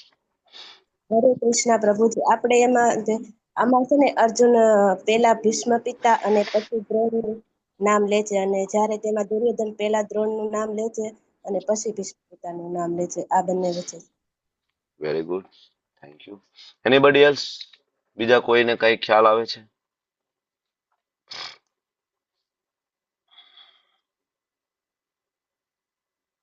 જુહી માતાજી બોલો. જુહી માતાજી. હરે કૃષ્ણ પ્રભુજી. એટલે જે 1.8 શ્લોક છે ને, એમાં દુર્યોધન છે ને એ એવું કે છે કે આ લોકોએ તો મારા માટે લડવું જ પડશે, અને એટલે એવું એમના ઉપર એહસાન કરતો હોય ને, કે એમને એવું બતાવ્યું હતું કે ભીષ્મ પિતામહ અને દ્રોણાચાર્ય જે છે એ મારા એહસાન ઉપર છે, તો એમને તો મારા માટે લડવું જ પડશે. જ્યારે આની અંદર અર્જુને ભીષ્મ પિતામહ અને દ્રોણાચાર્ય માટે વિનમ્રતા બતાવી છે કે બંને ગુરુ તો બંનેના હતા. ભીષ્મ પિતામહ પિતામહ પણ બંનેના હતા, દ્રોણાચાર્ય ગુરુ પણ બંનેના હતા, તો પણ પેલો ઉદ્ધતાઈ બતાવે છે અને આ વિનમ્રતા બતાવે છે. વેરી ગુડ માતાજી. બીજું? ઓકે, તમારો કઈ નવો મુદ્દો છે? નથી, તમે લોકો એન્ડ ડાઉન કરી દીધો. ધાર્મી માતાજી, કઈ નવો મુદ્દો છે તમારી પાસે? હરે કૃષ્ણ પ્રભુજી. એટલે છે ને 1.8 એવું કીધું છે કે આ બધા પહેલેથી વિજય થયા હતા, એટલે હવે અર્જુન યુદ્ધ કરવાની ના પાડે છે એનું કારણ એ નથી કે એ કહેવાય ને વિજયી થયેલા છે કે ડરી ગયો છે, પણ અગર જો એ યુદ્ધ નહીં લડે તો પણ બધા એવું જ સમજશે કે ડરી ગયો છે અને બીક લાગી છે, એના લીધે એ હવે યુદ્ધ નથી કરી રહ્યો. Thank you. તમારો બધાના જવાબ સાચા છે. પણ આ જે અનુસંધાને અંતર મેં તમને કહ્યો હતો એ અંતર પ્રિન્સી માતાજી જે કહ્યું છે એ પ્રમાણે છે કે એ જગ્યાએ તમે જોશો તો દુર્યોધન સૌથી પહેલા નામ લે છે ભીષ્મનું, બરાબર, સોરી, દ્રોણનું, સ્વયં આપ ભગવાન એટલે દ્રોણનું, બરાબર, અને બીજા નંબરે ભીષ્મને મૂકે છે. અને અહીંયા અર્જુન જયારે નામ લે છે ત્યારે પહેલા નંબરે ભીષ્મને મૂકે છે અને બીજા નંબરે દ્રોણ મૂકે છે. તો આની અંદર એક સિદ્ધાંત છુપાયેલો છે એકચ્યુઅલી. ત્યાં તમે જોશો તો દ્રોણાચાર્ય એક બ્રાહ્મણ છે, ભીષ્મ એક ક્ષત્રિય છે, એટલે દ્રોણ છે વરિષ્ઠ છે, એટલે દુર્યોધન છે દ્રોણનું એઝ અ બ્રાહ્મણ તરીકે સન્માન કરે છે. પણ ખરેખર જોવા જાવ તમે તો દ્રોણ જે છે, ગુરુ દ્રોણ, એ યોગમાં નિપુણ છે અને ભીષ્મ જે છે એ ભગવાનના શુદ્ધ ભક્ત છે. એટલે આધ્યાત્મિક દ્રષ્ટિકોણથી જો આપણે વિચારીએ અને જોવા જઈએ તો કોણ મહાન છે બંનેમાંથી? આધ્યાત્મિક દ્રષ્ટિકોણથી મહાન છે ભીષ્મદેવ અને ભૌતિક દ્રષ્ટિકોણથી મહાન છે ગુરુ દ્રોણ. તો દુર્યોધન ભૌતિક રીતના વિચારે છે અને એ પેલા ગુરુ દ્રોણનું નામ લે છે. અર્જુન ભગવાનના ભક્ત છે એટલે એને ખબર છે કે નહીં, પેલું નામ ભીષ્મનું લેવાવું જોઈએ, કારણ કે ભગવાનના મહાન ભક્ત, કારણ કે 12 મહાજનમાં એક મહાજન ભીષ્મદેવ છે. જ્યાં શિવજીનું નામ આવે છે 12 મહાજનમાં, બ્રહ્માજીનું નામ આવે છે, ત્યાં એની બાજુમાં ભીષ્મદેવનું પણ નામ છે. તો આપણે કોઈ ભીષ્મદેવને કઈ નાના કેટેગરીના માનવાની ભૂલ કરતા હોય તો આપણી બહુ મોટી ભૂલ છે. કારણ કે 12 મહાજનોની અંદર શિવજીનું નામ છે, એ જ જગ્યાએ એક્ઝેક્ટ ભીષ્મદેવનું નામ છે. તો તમે વિચાર કરી શકો છો કે ભીષ્મદેવ કેટલી મોટી હસ્તી છે. સામાન્ય જીવ નથી, ભગવાનના મહાન ભક્ત છે અને એ અર્જુન ઓળખી શકે છે એટલે અર્જુને નામ લખ્યું છે, બરાબર. તો ખરેખર સન્માન કોને મળવું જોઈએ? બ્રાહ્મણ કરતા વૈષ્ણવ ઉપર છે, બરાબર. એટલા માટે જયારે ભક્તિનો ઠાકોરજીની તબિયત સારી નહોતી અને એક શાસ્ત્રાર્થ કરવાનો હતો, સાઉથના બધા બ્રાહ્મણો, બંગાળના બધા બ્રાહ્મણો એકત્રિત થયા હતા ને બ્રાહ્મણ છે વૈષ્ણવથી ઉપર છે, બરાબર. ત્યારે એમના પુત્ર હિઝ ડિવાઇન ગ્રેસ ભક્તિ સિદ્ધાંત સરસ્વતી મહારાજ કહે છે કે પિતાજી હું જઈ આવું, તમે રે ઓફ વિષ્ણુ કરીને એક મૂવી છે, એક નાનું ડ્રામા છે ઇંગ્લિશમાં, તમે લોકો થોડુંક અંગ્રેજી આવડતું હોય તો જરૂરથી એ જોજો, યુટ્યુબની અંદર છે રે ઓફ વિષ્ણુ. એની અંદર આ પ્રસંગ છે એ આબેહૂબ વર્ણન કરવામાં આવ્યો છે. ભક્તિ સિદ્ધાંત સરસ્વતી મહારાજ જાય છે અને બધા જ બ્રાહ્મણોને શાસ્ત્રાર્થ દ્વારા પરાસ્ત કરે અને વૈષ્ણવ છે સર્વોપરી છે, બરાબર, એ સ્થાપિત કરે છે. એટલે ભક્તિનો ઠાકોરજી એમની બુકની અંદર, લેખની અંદર લખે છે કે સૌથી વધારે સન્માન કોનું થવું જોઈએ? રાજાનું, ધનીનું, જ્ઞાનીનું, સમાજ સેવકનું? ના, સૌથી વધારે સન્માન થવું જોઈએ ભગવાનના શુદ્ધ ભક્તનું સન્માન થવું જોઈએ, કારણ કે ભગવાનનો ભક્ત ભગવાનના દિવ્ય ગુણોને કેરી કરે છે એટલા માટે. તો અર્જુન વૈષ્ણવ સદાચાર જાણે છે એટલા માટે. બીજું, આયા અર્જુન ભગવાનને કહે છે, બરાબર, કે ભગવાન યુ કિલ ડિમોન મધુ, હે કૃષ્ણ તમે મધુ નામના રાક્ષસને માર્યો, therefore your name is Madhusudan, તમારું નામ મધુસૂદન છે. But you are asking me to kill my grandfather and teacher, પણ તમે મને મારવા માટે કહો છો મારા દાદા અને મારા શિક્ષક, મારા ગુરુને. That is the hint. It is all right that your name is Madhusudan, તમારું નામ મધુસૂદન છે, બરાબર છે. You killed one demon whose name was Madhu, તમે મધુ નામના રાક્ષસને માર્યો હતો એટલે. But you are asking me Bhishmasudan, પણ તમે મને ભીષ્મસૂદન બનવા માટે કહો છો. તમે મધુસૂદન છો બરાબર છે, પણ તમે તો મને કહો છો હું ભીષ્મસૂદન બની જાઉં, ભીષ્મને મારી નાખું. ભીષ્મ ઇઝ માય ગ્રાન્ડફાધર, હે કૃષ્ણ, કૃષ્ણ મારા દાદા છે.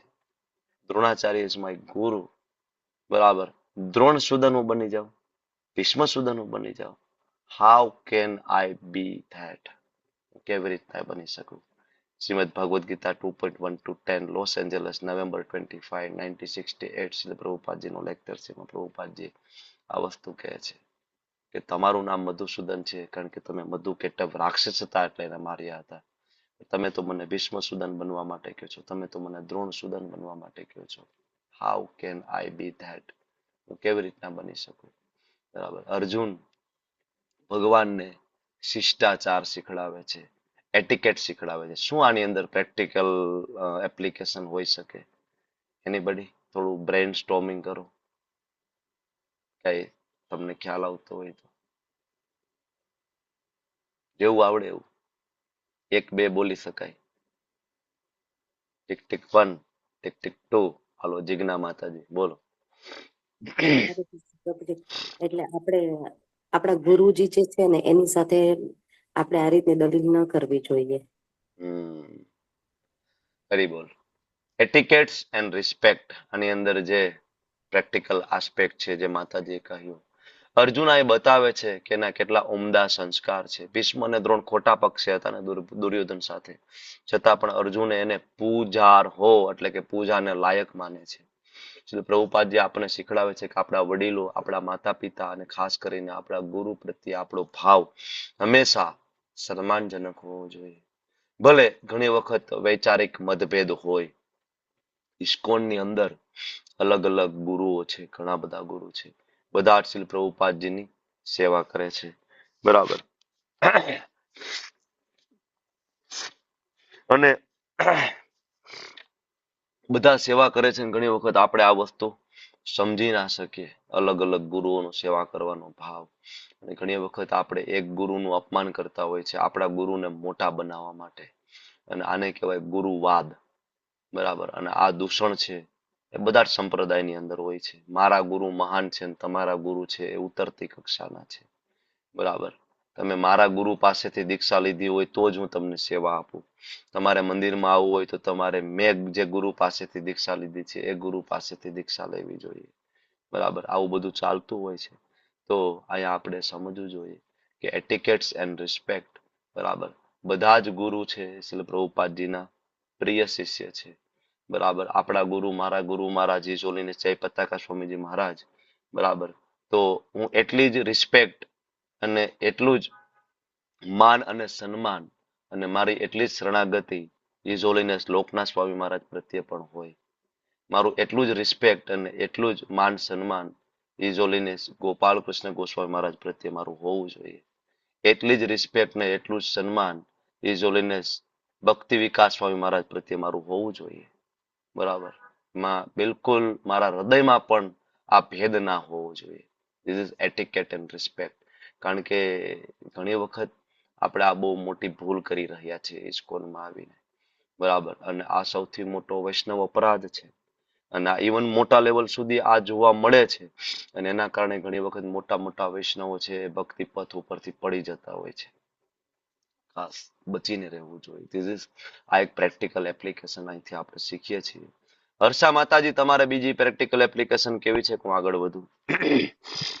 પ્રભુજી એમ કહી શકે ને કે તમને ક્યારેક અમુક સિચ્યુએશનમાં કોઈ બહુ ઉશ્કેરતું હોય તો પણ આપણે આપણા સંસ્કાર ન ભૂલવા જોઈએ. ચાહે અર્જુનની સામે ભગવાન જ હતા, એમને ખબર હતી, છતાં પણ That is same. બરાબર. તે જે આપણે જે વાત કરી એ જ એટિકેટ્સ એન્ડ રિસ્પેક્ટ, શિષ્ટાચાર અને પૂજ્ય ભાવ સેમ છે. બીજું અહીંયા એક વસ્તુ એ પણ છે કે સાચા ગુરુ કોણ હોવા જોઈએ, થોડુંક એ સમજવું હોય. અને ક્યારે આપણે આપણા ગુરુને ઓપોઝ કરી શકાય. બરાબર. તો મહાભારતની અંદર એક ઉદ્યોગ પર્વ નામનું એક ખંડ છે. બરાબર. ત્યાં બહુ ક્લિયરલી લખ્યું છે કે એવા ગુરુનો પણ ત્યાગ કરવો જોઈએ જે આપણને ભગવાનના શરણે ના લઈ જાય. બરાબર. તો આગળના 5મા શ્લોકની અંદર Arjun actually is crying. Arjun ભગવાનને રડતા રડતા આ બધું કહી રહ્યા છે. ભગવાન તમે કહો છો હું મારી નાખું, પણ મારા દાદા છે, મારા ગુરુ છે. બરાબર. કેવી રીતના વળતું આક્રમણ કરું? તમે તમારા દાદા, તમારા ગુરુ ઉગ્રસેનજી, સાંદીપની મુનિ તમે મારી શકશો? Arjun is crying. બરાબર. અર્જુન કે છે હું કેવી રીતના વળતું આક્રમણ કરીશ? આગળના શ્લોકમાં પૂછ્યું. ભગવાન કે છે શું કામ ના કરી શકે? બરાબર. આ લોકો બધા તને મારી નાખવા માટે તૈયાર થયા હોય તો શું કામ પાછો પડે? ત્યારે અર્જુન ભગવાનને હજી 5મા શ્લોકમાં જવાબ આપે છે. Arjun is crying. અર્જુન રડી રહ્યા છે. ગુરુ નહત્વા હિ મહાનુભાવાન શ્રેયો ભોક્તુમ ભેક્ષ્યમપીહ લોકે અત્વાર્થ કામાસ્તુ ગુરુ નિહેવ પુંજીય ભોગાન રુધિર પ્રદિગ્ધા. ગુરુ નહત્વા હિ મહાનુભાવાન. ભગવાન આ મહાનુભાવો છે, મારા ગુરુજનો છે. હતવાન આ બધાને હણીને શ્રેયો ભોગ તુમ ભેગ સમય પી હલો કે આ બધાને હણીને શ્રેય ભોગ કરવો, ભોગતું જીવન ભોગવવું મારે, એના કરતા તો મને એવું લાગે છે કે ભેક્ષમ પીહ લોકે, હું ભીખ માગીને જીવી લઈશ. અત્વાર્થ કામાંસ્ત ગુરુ નિહેવ, આ બધાને હણીને હું લાભની ઈચ્છા કરું, કામની ઈચ્છા કરું, મારા ગુરુજનોને મારીને. પણ આ બધું જ ભોગવા લાયક જે વસ્તુઓ જે મને મળશે, જે સામ્રાજ્ય મળશે, પુંજીએ ભોગાન રુધિર પ્રદિગ્ધા ને બધા લોહીથી ખરડાયેલા છે. મને ક્ષણે ક્ષણે યાદ આવશે કે આ રાજ્ય છે મારા ગુરુના લોહીથી ખરડાયેલું છે, આ શસ્ત્ર મારા ગુરુના લોહીથી, મારા દાદાના લોહીથી ખરડાયેલા છે, મારાથી નહીં થાય. Arjun is crying. બરાબર. પ્રભુપાદજી નાનો એવો તાત્પર્ય ત્યાં આપે છે, આપણે લોકોએ વાંચવાનું છે. જય શ્રી સેજપાલ માતાજી તાત્પર્ય વાંચશે, પ્લીઝ વાંચો માતાજી. હરે કૃષ્ણ. ભાવાર્થ વાપરતા શ્રીલ પ્રભુપાદ છે. ઘૃણાસ્પદ કર્મમાં પરોવાયેલા તથા વિવેક ભ્રષ્ટ થયેલા ગુરુ શાસ્ત્રોના નિયમાનુસાર ત્યજ્ય છે. દુર્યોધનની આર્થિક સહાયતાને કારણે ભીષ્મ તથા દ્રોણને તેના પક્ષે રહેવાની ફરજ પડી હતી. જોકે માત્ર આર્થિક લાભ માટે જ આમ કરવું તેના માટે યોગ્ય ન હતું. આવા સંજોગો હેઠળ તેમણે ગુરુનો આદર ખોઈ દીધો હતો. પરંતુ અર્જુન વિચારે છે કે આમ હોવા છતાં તેઓ પોતાના ગુરુજનો છે, તેથી તેમનો વધ કરીને ભૌતિક લાભ ભોગવવા એટલે લોહીથી ખરડાયેલી વસ્તુઓ ભોગવવા જેવું બને. કૃષ્ણ. હરે કૃષ્ણ માતાજી, થેન્ક યુ સો મચ. નાનો એવો ભાવાર્થ છે, શિલ પ્રભુપાદીમાં સમજાવે છે કે શું ગુરુનો ત્યાગ કરી શકાય, શું ગુરુ બદલી શકાય, અને કેવા ગુરુનો ત્યાગ કરવો જોઈએ. આપણને બધાને, તમે લોકો સામાન્ય લોકોને પૂછશો ને, એને કહેશો ને કે ગુરુ બદલી શકાય, એ માનશે જ નહીં.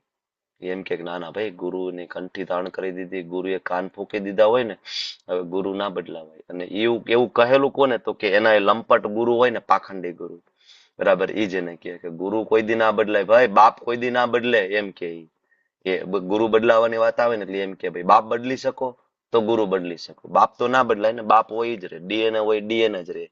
બરાબર. આવી રીતના લોકોને ભોળવે, અને આ ભોળપણનો ઉપયોગ કરીને આવા પાખંડી ગુરુ છે એ ગુરુ બનીને પછી બધું જ કરતા હોય. પર આ આશ્રમની અંદર બધા પ્રકારના પાખંડ કરતા હોય, વ્યભિચાર કરતા હોય.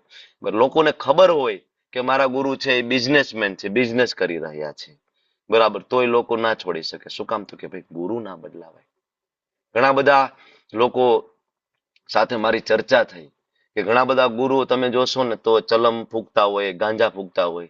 તો તમે એને પૂછો ને કે આવા ગુરુના શરણે આપણે થોડું જવાય, તો એ શું કે ખબર છે, ગુરુનું કે બાહ્ય વર્તન નહીં જોવાનું, કે ગુરુનું કે અંદરનું વર્તન જોવાનું. અચ્છા, તું જોવા ગયો તો અંદરનું વર્તન, બાહ્ય વર્તન નહીં જોવાનું.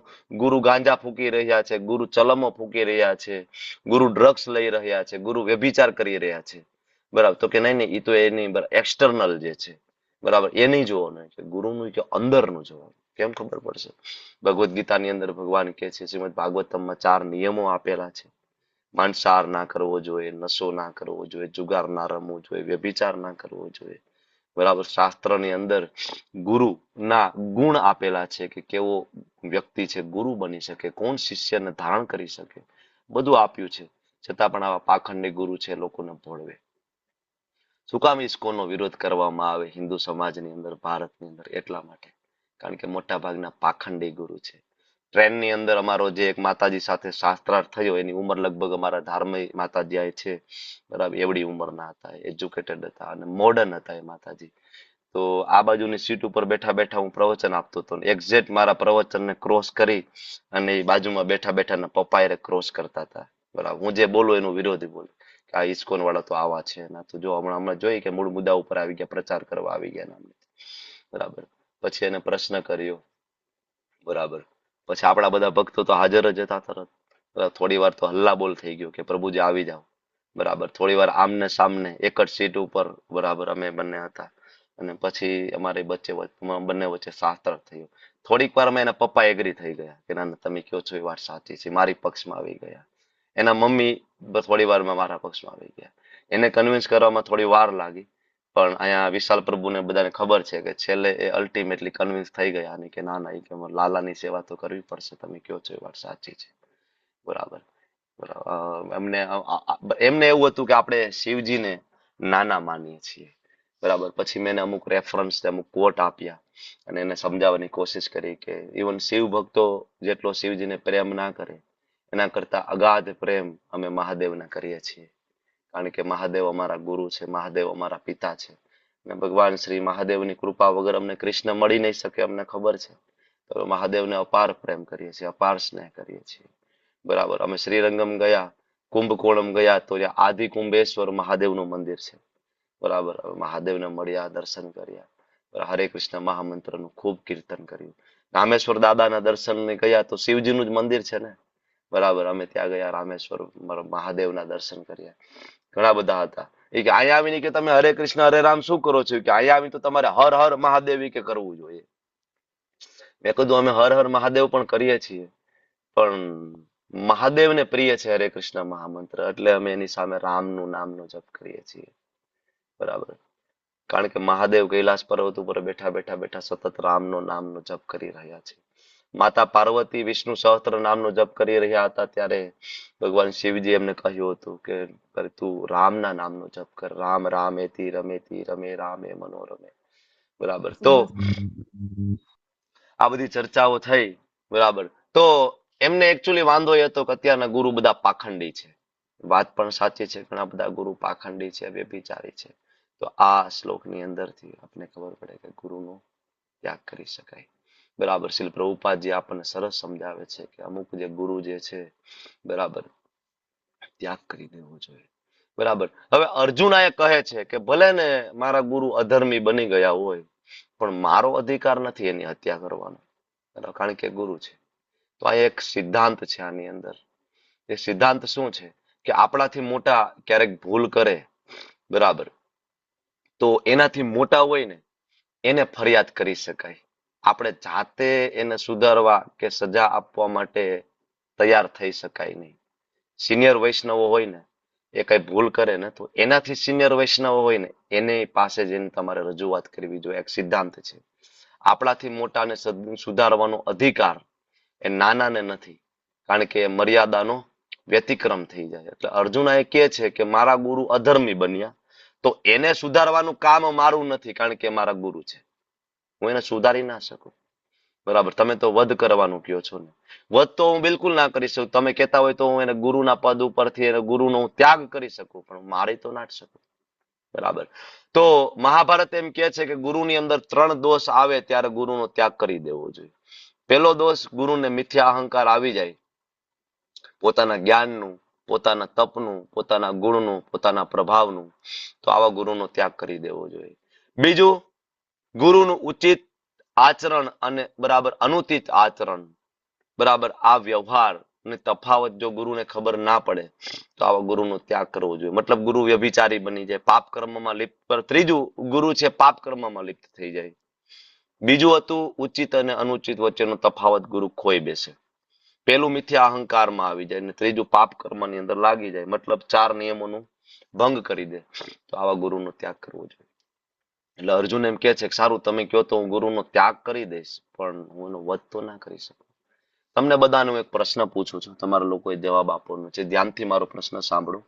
કોઈ વૈષ્ણવ તમને ભક્તિ કરતા શીખડાવે, તમને તિલક કરતા શીખડાવે, તમને સદાચાર શીખડાવે, પ્રભુપાદ કોણ છે એ તમને સમજાવે, શીખડાવે, તમને ગ્રંથ આપે, તમે તેને ગુરુ તુલ્ય માનતા હોય, બરાબર, તમે એને તમારા શિક્ષા ગુરુ માનતા હોય, ગુરુ તુલ્ય માનતા હોય, બરાબર, પણ અમુક વર્ષો પછી તમને ખબર પડે કે તમારા શિક્ષા ગુરુએ ભક્તિ છોડી દીધી અને માયામાં પડી ગયા અને પાપમય જીવન જીવતા હોય, તો તમે શું કરશો?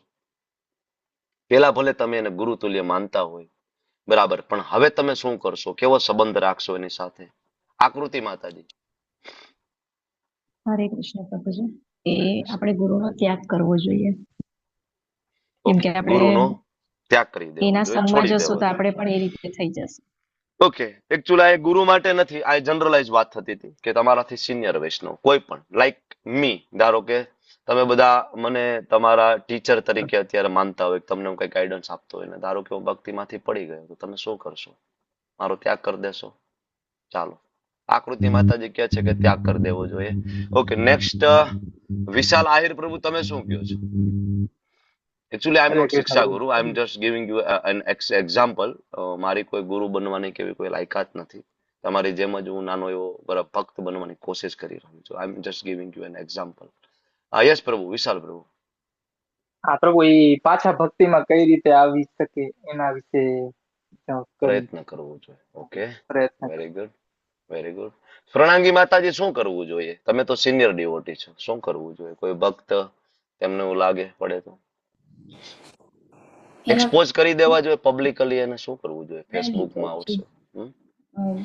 આપણાથી જે સિનિયર હોય એની સાથે ચર્ચા કરીને હમ. એને પણ પાછા ભક્તિના માર્ગમાં લાવવા માટેની કોશિશ કરવી જોઈએ. Okay, okay. દેવ્યાની માતાજી, તમે શું કહો છો? શું કરવું જોઈએ? હરે કૃષ્ણ પ્રભુજી. હવે આપણે એમણે ડિસિઝન લીધો હશે તો એમનું કંઈક રીઝન હશે પર્ટિક્યુલર. તો ઓકે, આપણે એનું અનુકરણ, આપણે સાચી વસ્તુનું જ અનુકરણ કરવાનું છે. આપણે કઈ ખરાબ વસ્તુનું અનુકરણ નથી કરવાનું. ગુરુ માનીએ છીએ પણ એના સારા કર્મોના ગુરુ આપણે એને માનીએ. એના ખરાબ કર્મો માટે આપણે એને ગુરુ નથી માનવાનું. તો એનો ના તો આપણે ત્યાગ કરવો જોઈએ પ્રભુજી. એની લાઈફ છે, એ પોતાની રીતે જીવી શકે, પણ આપણાથી બનતા પ્રયત્ન કરવા જોઈએ કે એનું રીઝન જાણીએ અને એમને એમનાથી પણ મોટા ગુરુ પાસે લઈ જઈએ અને એમની પાસે એમને કાઉન્સેલિંગ કરાવી શકીએ. જે મોટા એમના પણ સિનિયર્સ હોય એની પાસે કાઉન્સેલિંગ કરાવી શકીએ. Okay, done. ચાલો, કાજલ માતાજી, તમે શું કહો છો? તમે ડીલ કેવી રીતના કરશો આવી સિચ્યુએશન? હરે કૃષ્ણ પ્રભુજી. પ્રભુજી, પહેલા તો એમનો ત્યાગ તો ના જ કરવો જોઈએ, કારણ કે એમના થ્રુ આપણે ગ્રંથ મળ્યા છે, આપણને જે ભક્તિ મળી છે એમના થ્રુ ને એમને આપણે આધીન મળી છે, એટલે આપણે એમની જોડે તો વિનમ્ર જ રહેવું જોઈએ. અને બીજું, માતાજીએ કીધું એમ એમનું કંઈક રીઝન હશે, એટલે આપણે કોઈ સિનિયર વૈષ્ણવોની સલાહ લઈને એમને કેવું છે કે તમે એમને પાછું ભક્તિમાં કઈ રીતે લાવે એ રીતે તમે ગાઈડ કરી શકો. બાકી આપણાથી એમને કોઈ સલાહ ના આપી શકાય, કારણ કે આપણે એમ જોઈએ તો આપણે એમનાથી નીચા જ છીએ હજી ભક્તિમાં. Okay, thank you, thank you. બધાનો જવાબ સાચો છે. આકૃતિ માતાજીએ કહ્યું ત્યાગ કરવો જોઈએ, એની વાત પણ સાચી છે કે એનો સંગ ના કરવો જોઈએ. તમે બધાએ કહ્યું કે ભાઈ એમને પ્રોપર ગાઈડન્સ માટે કંઈક વ્યવસ્થા કરવી જોઈએ. તમારા બધાના જવાબ સાચા છે. સૌથી ઇમ્પોર્ટન્ટ વસ્તુ એ છે કે આપણે એને પબ્લિકલી એક્સપોઝ ના કરવા જોઈએ. કોઈ ભક્તથી કઈ ભૂલ થઈ ગઈ ને, કોઈ પાપ કર્મ થઈ ગયું ને, તો એને પબ્લિકલી એક્સપોઝ ના કરવા જોઈએ. કારણ કે આવું જો કરીશું તો બધાને સંપ્રદાય ઉપરથી વિશ્વાસ ઉડી જશે, બધાને ભક્તિ ઉપરથી વિશ્વાસ ઉડી જશે, ને કેટલાય બધા લોકો ભક્તિમાં આવશે નહીં. બરાબર, બધા એના શંકાની નજરે જોશે, જેથી ઘણા બધા લોકોની શ્રદ્ધા તૂટી જશે. તો પેલું, ભૂલનો પ્રચાર ના કરવો જોઈએ. અને બીજું, પ્રચાર ના કરવો જોઈએ તો એવું નથી કે એને નજરઅંદાજ કરી દઈએ. નજરઅંદાજ ના કરવું જોઈએ તો એનો પોતાનો પણ એમાં ખૂબ નુકસાન થશે ને એનું વધારેમાં વધારે પતન પણ થશે ને. તો શું કરવું જોઈએ? એનો સંગ આપણે નહીં લઈએ, કારણ કે સંગ કરીશું તો આપણા ઉપર એનો પ્રભાવ પડે અને આપણે પણ ભક્તિમાં કાચા હોઈએ તો ઘણી વખત આપણે પણ પડી જઈએ. બરાબર. અને એક્સપોઝ જો આપણે એને કરીશું ફેસબુકમાં, વોટ્સએપમાં, એના વિરુદ્ધમાં યુટ્યુબમાં વિડીયો બનાવીને મૂકી દઈશું, બરાબર, તો શું થશે કે એને ફરીથી પાછા ગુરુના શરણે આવવામાં, સંપ્રદાયમાં આવવામાં શરમ આવશે. તો એ ક્યારેય નહીં આવે. જો ભૂલ તો વિશ્વામિત્રજીથી પણ થઈ હતી, ખબર છે ને તમને? વિશ્વામિત્ર પણ એની સામે જયારે મેનકા આવી, મેનકા બરાબર ને ખાલી ચૂડી આવી રીતના ખનખન કરી હતી, એની બંગડી બરાબર ખનખન અવાજ આવ્યો ને એમાં વિશ્વામિત્ર પડી ગયા હતા. મોટા મોટા ઋષિ મુનિઓ પડી જાય તો તમને શું લાગે છે કે આપણે બચી શકીએ? ડિફિકલ્ટ છે. પરિસ્થિતિ કોઈ એવી આવે અને ગુરુ અથવા સિનિયર વૈષ્ણવનું પતન થાય, માયામાં પડી જાય, તો વિશ્વામિત્ર પણ માયામાં પડ્યા, પાછા ઉઠ્યા અને રામચંદ્રજીના ગુરુ બન્યા હતા અને ભક્ત બન્યા હતા. બાળક ચાલતા શીખતું હોય તો ઘણી વખત પડે, બરાબર, તો આપણે એને ચાલતા નથી શીખડાવતા? શીખડાવીએ ને. શરૂઆતમાં બાળક પડે, એનું ઘૂંટણ છોલાઈ જાય, તો પણ આપણે એને ફરીથી ઊભો કરીએ, પાછું ચાલતા શીખડાવીએ. એટલે આપણે શું કરવું જોઈએ? ખરેખર આપણી જો સાધના સારી હોય, બરાબર, તો આપણે આપણી સાધનાનો પ્રભાવ એના ઉપર બતાવવો જોઈએ. થોડા દિવસે એને કોલ કરવો જોઈએ. પ્રભુજી, ગૌર પૂર્ણિમા આવે છે, હું તમને એક લિંક મોકલું, આજ સરસ મજાનો અભિષેક થવાનો છે.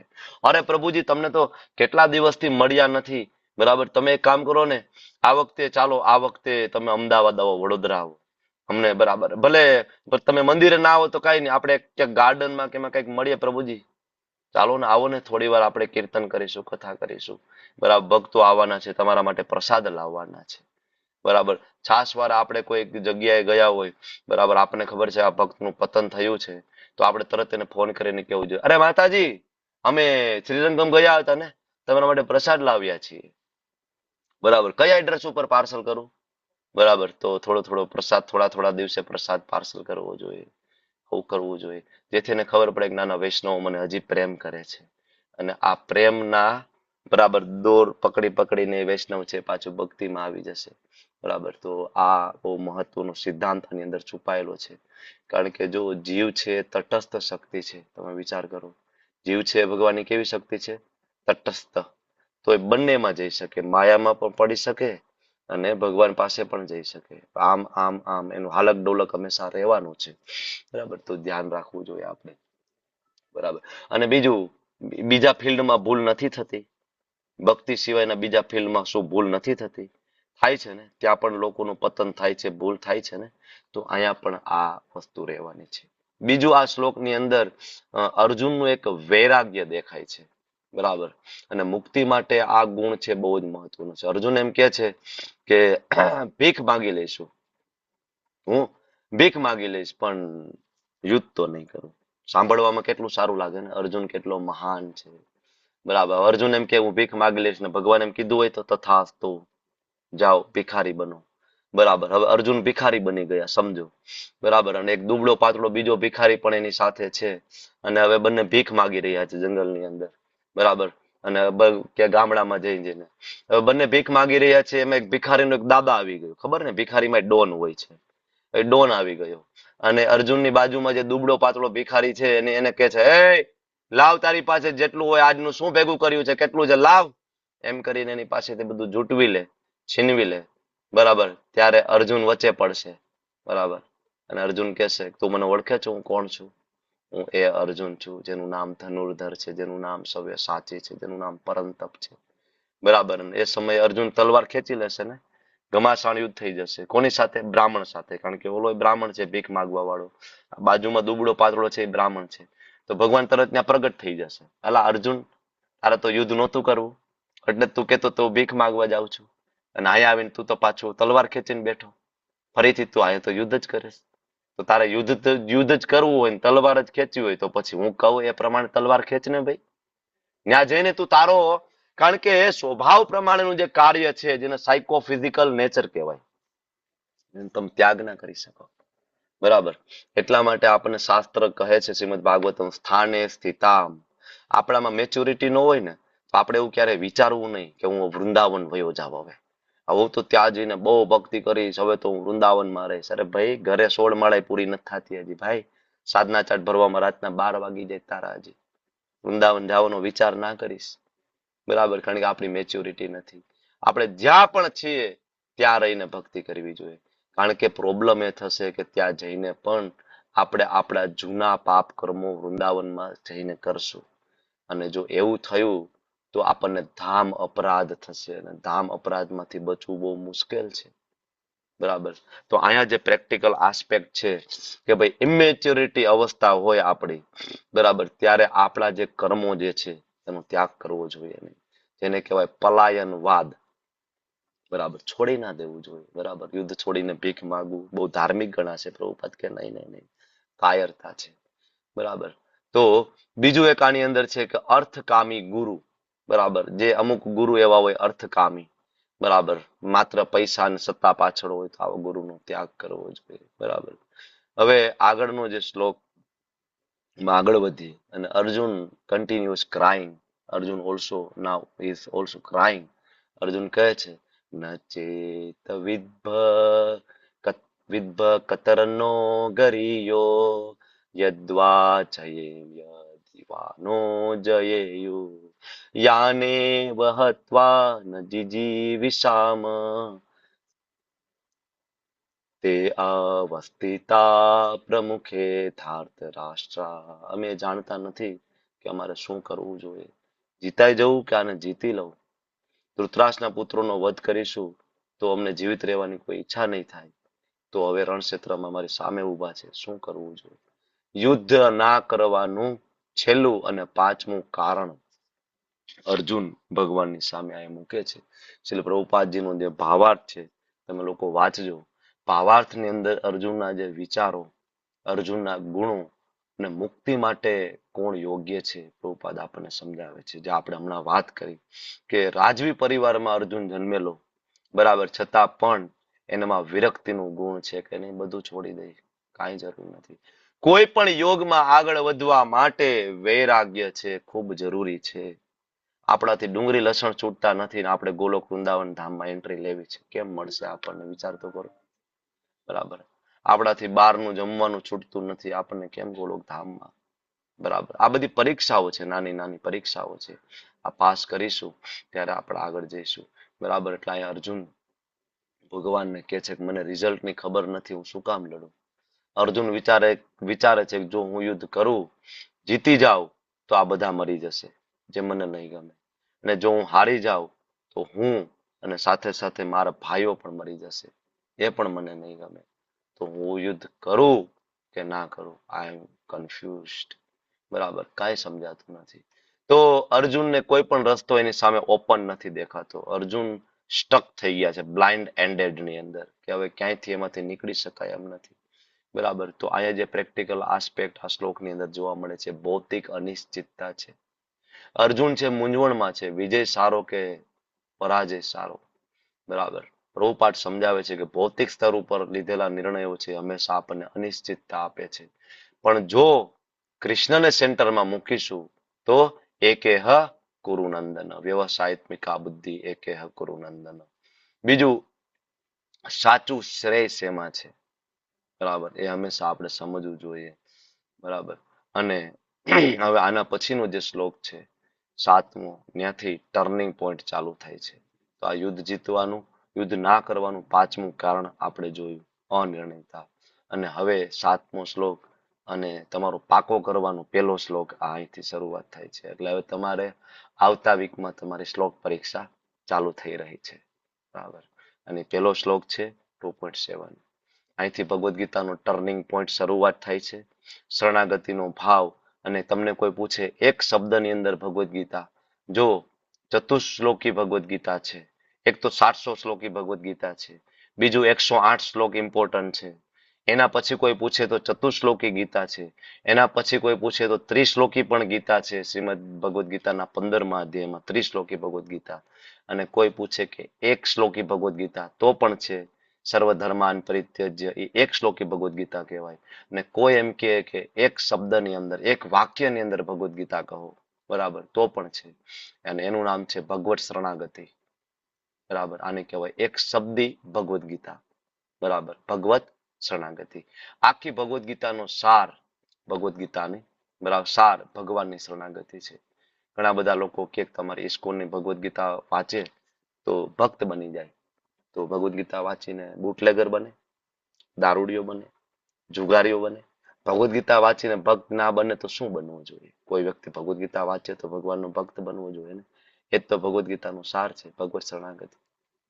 બરાબર, શ્લોક બહુ ઇમ્પોર્ટન્ટ છે. આની અંદર હિડન મેસેજ છુપાયેલો છે આ શ્લોકની અંદર.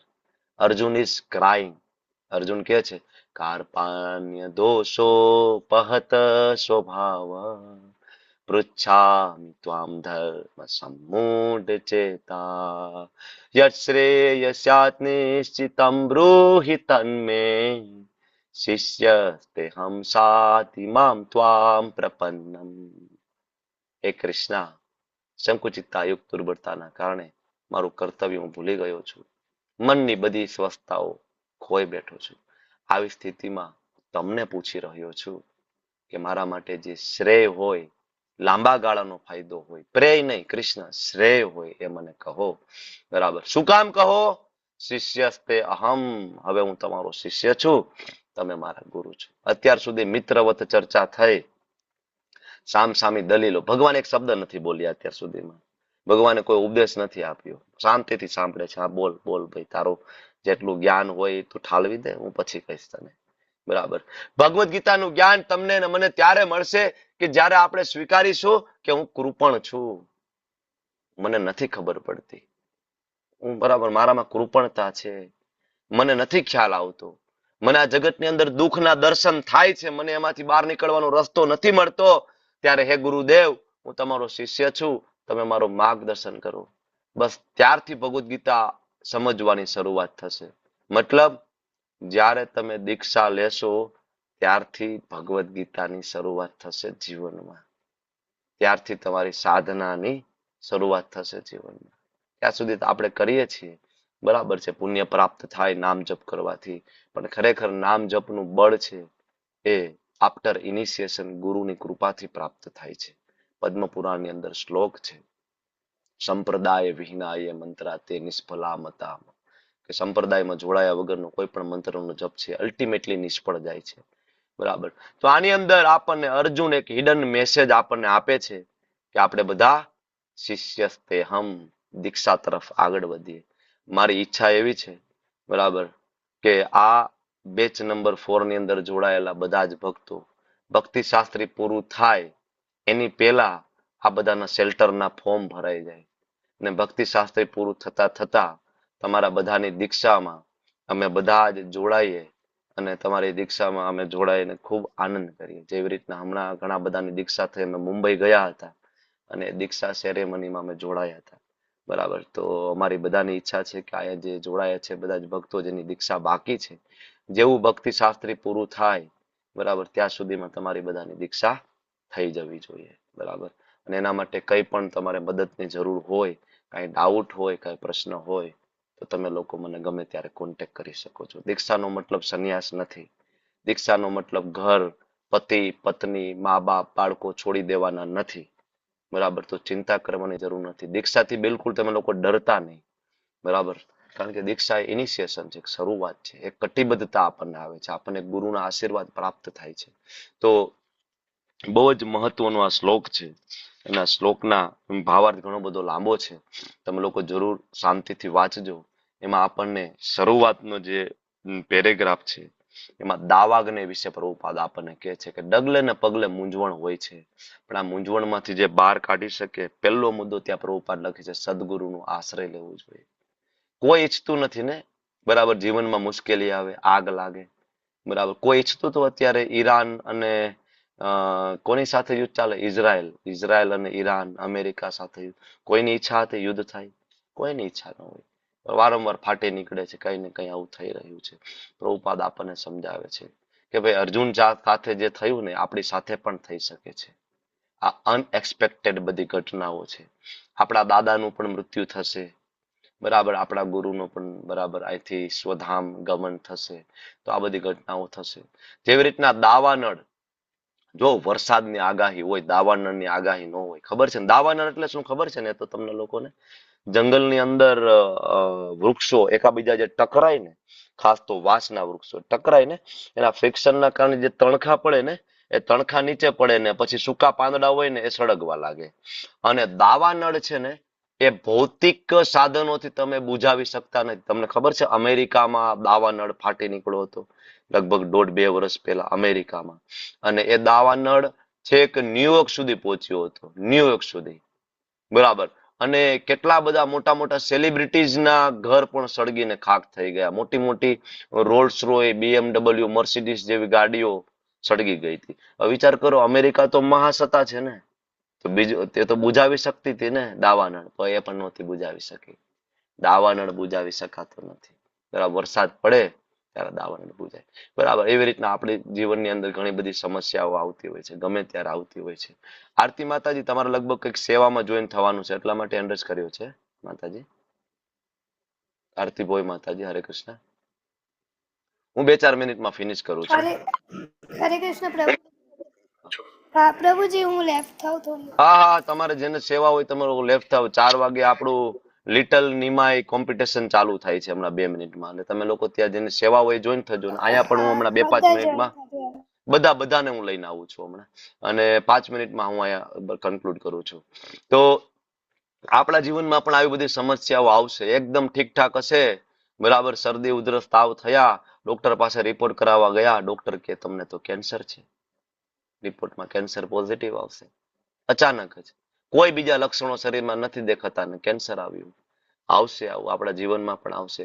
એકદમ ઠીકઠાક ચાલતું હશે, બરાબર, અને કોઈકનું એક્સિડન્ટ થઈ જશે. તો દાવાનળ છે એની કોઈ ભવિષ્યવાણી નથી. અર્જુનના જીવનમાં આવ્યો એવી રીતના અચાનક. તો ગુરુનું શરણ લેવું એ ઓપ્શનલ નથી. તમને બધાને હું કહું છું, ગુરુનું શરણ લેવું ઓપ્શનલ નથી, દેટ ઇઝ કમ્પલસરી. ગુરુના શરણે જવું જ પડશે, દેટ ઇઝ કમ્પલસરી. કેવી રીતના લેવું ગુરુનું શરણ? બરાબર, તો કે આપણા સિનિયરો જે પ્રમાણે ગયા છે એ પ્રમાણે આપણે ગુરુના શરણે જવું જોઈએ. બીજા નંબરનો જે પેરેગ્રાફ છે કે મૂંઝવણમાં કયો માણસ પડે, એમાં શ્રીલ પ્રભુપાદજી કહે છે કૃપણ. જે કૃપણ હોય ને એ વ્યક્તિ મૂંઝવણમાં પડી જાય. કૃપણ અને બ્રાહ્મણનો તફાવત આપ્યો છે. જેને જીવન પોતાનું કૂતરા બિલાડાની જેમ બરાબર જીવ્યા છે, છેલ્લા જગતનો ત્યાગ કર્યો છે અને તકનો સદુપયોગ કર્યો નથી, આને કહેવાય કૃપણ. આવા લોકો મુશ્કેલીમાં પડતા હોય. બ્રાહ્મણ એને કહેવાય કે જે આ સમયનો સદુપયોગ કરે. બરાબર. તો ઘણા બધા તર્ક આપ્યા પછી અર્જુન ભગવાનને કહે છે કે ભલે હું તર્ક આપું છું ભગવાન તમને, પણ મને નથી ખબર પડતી કે હું શું કરું. તેથી એ પૂછે છે ભગવાન શિષ્યસ્તેહમ સાધી મામ તો આમ પ્રપન્નમ, તમારો શિષ્ય છું, પ્રપન્નમ તમને શરણે આવ્યો છું, તો હવે મને કહો યત શ્રેય, મારું શ્રેય શેમાં છે. તો આ શ્લોક શ્રીમદ ભગવદ્ ગીતાનો ટર્નિંગ પોઈન્ટ છે. અર્જુન ભગવાનને કહે છે પ્રભુ જેવી રીતના તમે મારા રથની દોર તમારા હાથમાં લીધી છે ને, એમ મારા જીવનની ડોર પણ તમારા હાથમાં લઈ લો, મારું માર્ગદર્શન કરો. એટલા માટે આ શ્લોક બહુ જ મહત્વનો છે કે આપણે શરણાગત થઈએ, આપણે દીક્ષા લઈએ, ત્યારે ભગવદ્ ગીતાની શરૂઆત થાય. ત્યાં સુધી ભગવાન ભગવદ્ ગીતાનું જ્ઞાન આપ્યું નથી. એટલે અહીંયા આપણને બધાને અર્જુન ઇનડાયરેક્ટલી દીક્ષા લેવા માટે અનુરોધ કરે છે. બીજું મહત્વનું આ શ્લોકમાં એ છે કે અર્જુન કન્ફેસ કરે છે, સૌથી મહત્વનું છે કે ભાઈ મારામાં નબળાઈ છે. આપણને બધાને કહેવામાં શરમ આવે. તમે ડોક્ટર પાસે જાઓ, ડોક્ટર પૂછે કે તમને શું બીમારી છે અને તમે એમ છુપાવો બીમારી, તો બરાબર તમારે કેવું પડે ને ડોક્ટરને કે ભાઈ મને પેટમાં દુખે છે, બરાબર મારી તબિયત સારી નથી, વોટ એવર. ઘણી એવી બીમારીઓ હોય કે આપણે કોઈને ના કહી શકતા હોય, એવા રોગો હોય કે આપણે કોઈને, ગુપ્ત રોગો હોય આપણે કોઈને ના કહી શકતા હોય, પણ ડોક્ટરને જઈને તો કેવું પડશે ને કે મને આ તકલીફ છે. તમે કહેશો નહીં તો સોલ્યુશન કેવી રીતના થાય? એવી રીતના આપણે પણ ભગવાનની સામે હૃદયપૂર્વક આપણી જે કૃપણતા છે સ્વીકારવી જોઈએ કે ભગવાન ધર્મ સંમૂઢ, બરાબર, તો ભગવાન આપણને રસ્તો આપે. બરાબર. તો ભગવાનની સેવામાં આપણે જોડાવવું જોઈએ અને આપણી કૃપણતાનો આપણે સ્વીકાર કરવો જોઈએ. અર્જુન કહે છે હું ક્ષત્રિય છું, મારે લડવું જોઈએ, પણ મને સમજાતું નથી મારે શું કરવું જોઈએ. પ્રેક્ટિકલ એપ્લિકેશન તરીકે જોઈએ તો અહીંયા સૌથી ઇમ્પોર્ટન્ટ છે કે પોતાની મર્યાદાનો સ્વીકાર કરવો જોઈએ. બરાબર, મને નથી આવડતું, મને નથી ખબર પડતી. આપણે આપણી લિમિટેશન બરાબર આપણે જાણવી જોઈએ. આપણે આપણો અહંકાર છોડી દેવો જોઈએ. આપણી જે ભૌતિક જે ડેઝિગ્નેશન છે છોડી દેવું જોઈએ. આ ભૌતિક ડેઝિગ્નેશનને ભગવાનની સેવામાં લગાડવી જોઈએ. અમે ટ્રેનમાં કથા અને પ્રવચન કરતા હતા તો કોઈકને એમ લાગતું હતું કે ભાઈ હું તો કોઈક સાધુ છું કે હું કોઈક બાવો છું કે એવું લાગતું હતું, કારણ કે લુક એ મારો તમને ખબર છે એવો છે સાધુ જેવો. પછી મારે મારું ભૌતિક ડેઝિગ્નેશન એમને કેવું પડે કે ભાઈ હું ડોક્ટર છું, હું ક્લિનિક ચલાવું છું, 15 વર્ષથી હું પ્રેક્ટિસ કરું છું સમાજની અંદર. જેવું હું કહું કે હું ડોક્ટર છું, બરાબર, તો લોકો તરત લે કે ડોક્ટર થઈને તમે ભક્ત બની ગયા, તમે ભગવાનની ભક્તિ કરો છો, ડોક્ટર થઈને તમે આખો દિવસ માળા કરો છો. તો આપણી પાસે જે કઈ ડેઝિગ્નેશન હોય એને આપણે ભગવાનની સેવામાં લગાડવું જોઈએ. બરાબર, કે ભાઈ હું ડોક્ટર છું, એન્જિનિયર છું. ઘણી વખત લોકો તમારું મોટું ડેઝિગ્નેશન જોઈ અને તમારાથી આકર્ષાય છે. ભાઈ ડોક્ટર છે ને કરે છે તો આપણે તો કરવું જોઈએ ને, એન્જિનિયર છે ને કરે છે તો આપણે તો કરવું જોઈએ ને, એડવોકેટ છે ને કરે છે તો આપણે તો કરવું જોઈએ ને. બરાબર, તો તમારી પાસે પણ ઘણા બધા પાસે તમે બધા વેલ એજ્યુકેટેડ છો, બરાબર, તો તમારે પણ તમારું આ ડેઝિગ્નેશનનો ઉપયોગ કરવો જોઈએ. બરાબર, ભગવાનની સેવામાં લગાવો, અહંકાર છોડી દેવો જોઈએ.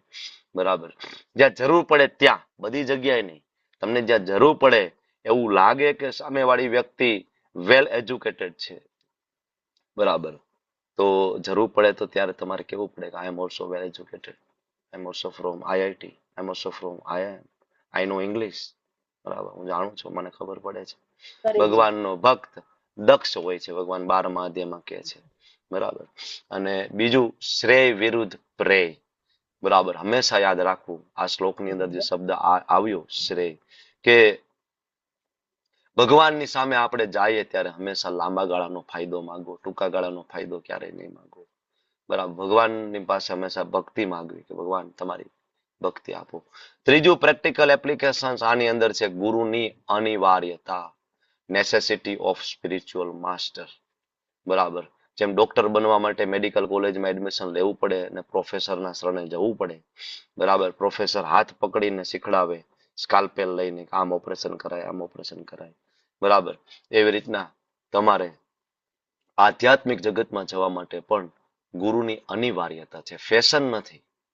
બરાબર. ગુરુ અનિવાર્ય છે. બરાબર. તો આ સાથે આજનું આપણું આ લેક્ચર અહીં કન્ક્લુડ કરીએ. બરાબર. ફરીથી આપણે આવતીકાલે મળી અને આ શ્લોકમાં થોડીક ચર્ચાઓ બાકી છે તે કરીશું અને બાકીની ચર્ચાઓ કાલ કરીશું. હરે કૃષ્ણ પ્રભુજી. કૃપા સિંધુભ્યેવ ચ પતિતાનાં પાવનેભ્યો વૈષ્ણવેભ્યો નમો નમઃ. અનંત અનંત કોટી વૈષ્ણવ કી જય. શ્રીલ પ્રભુપાદ કી જય. ગુરુ મહારાજ કી જય.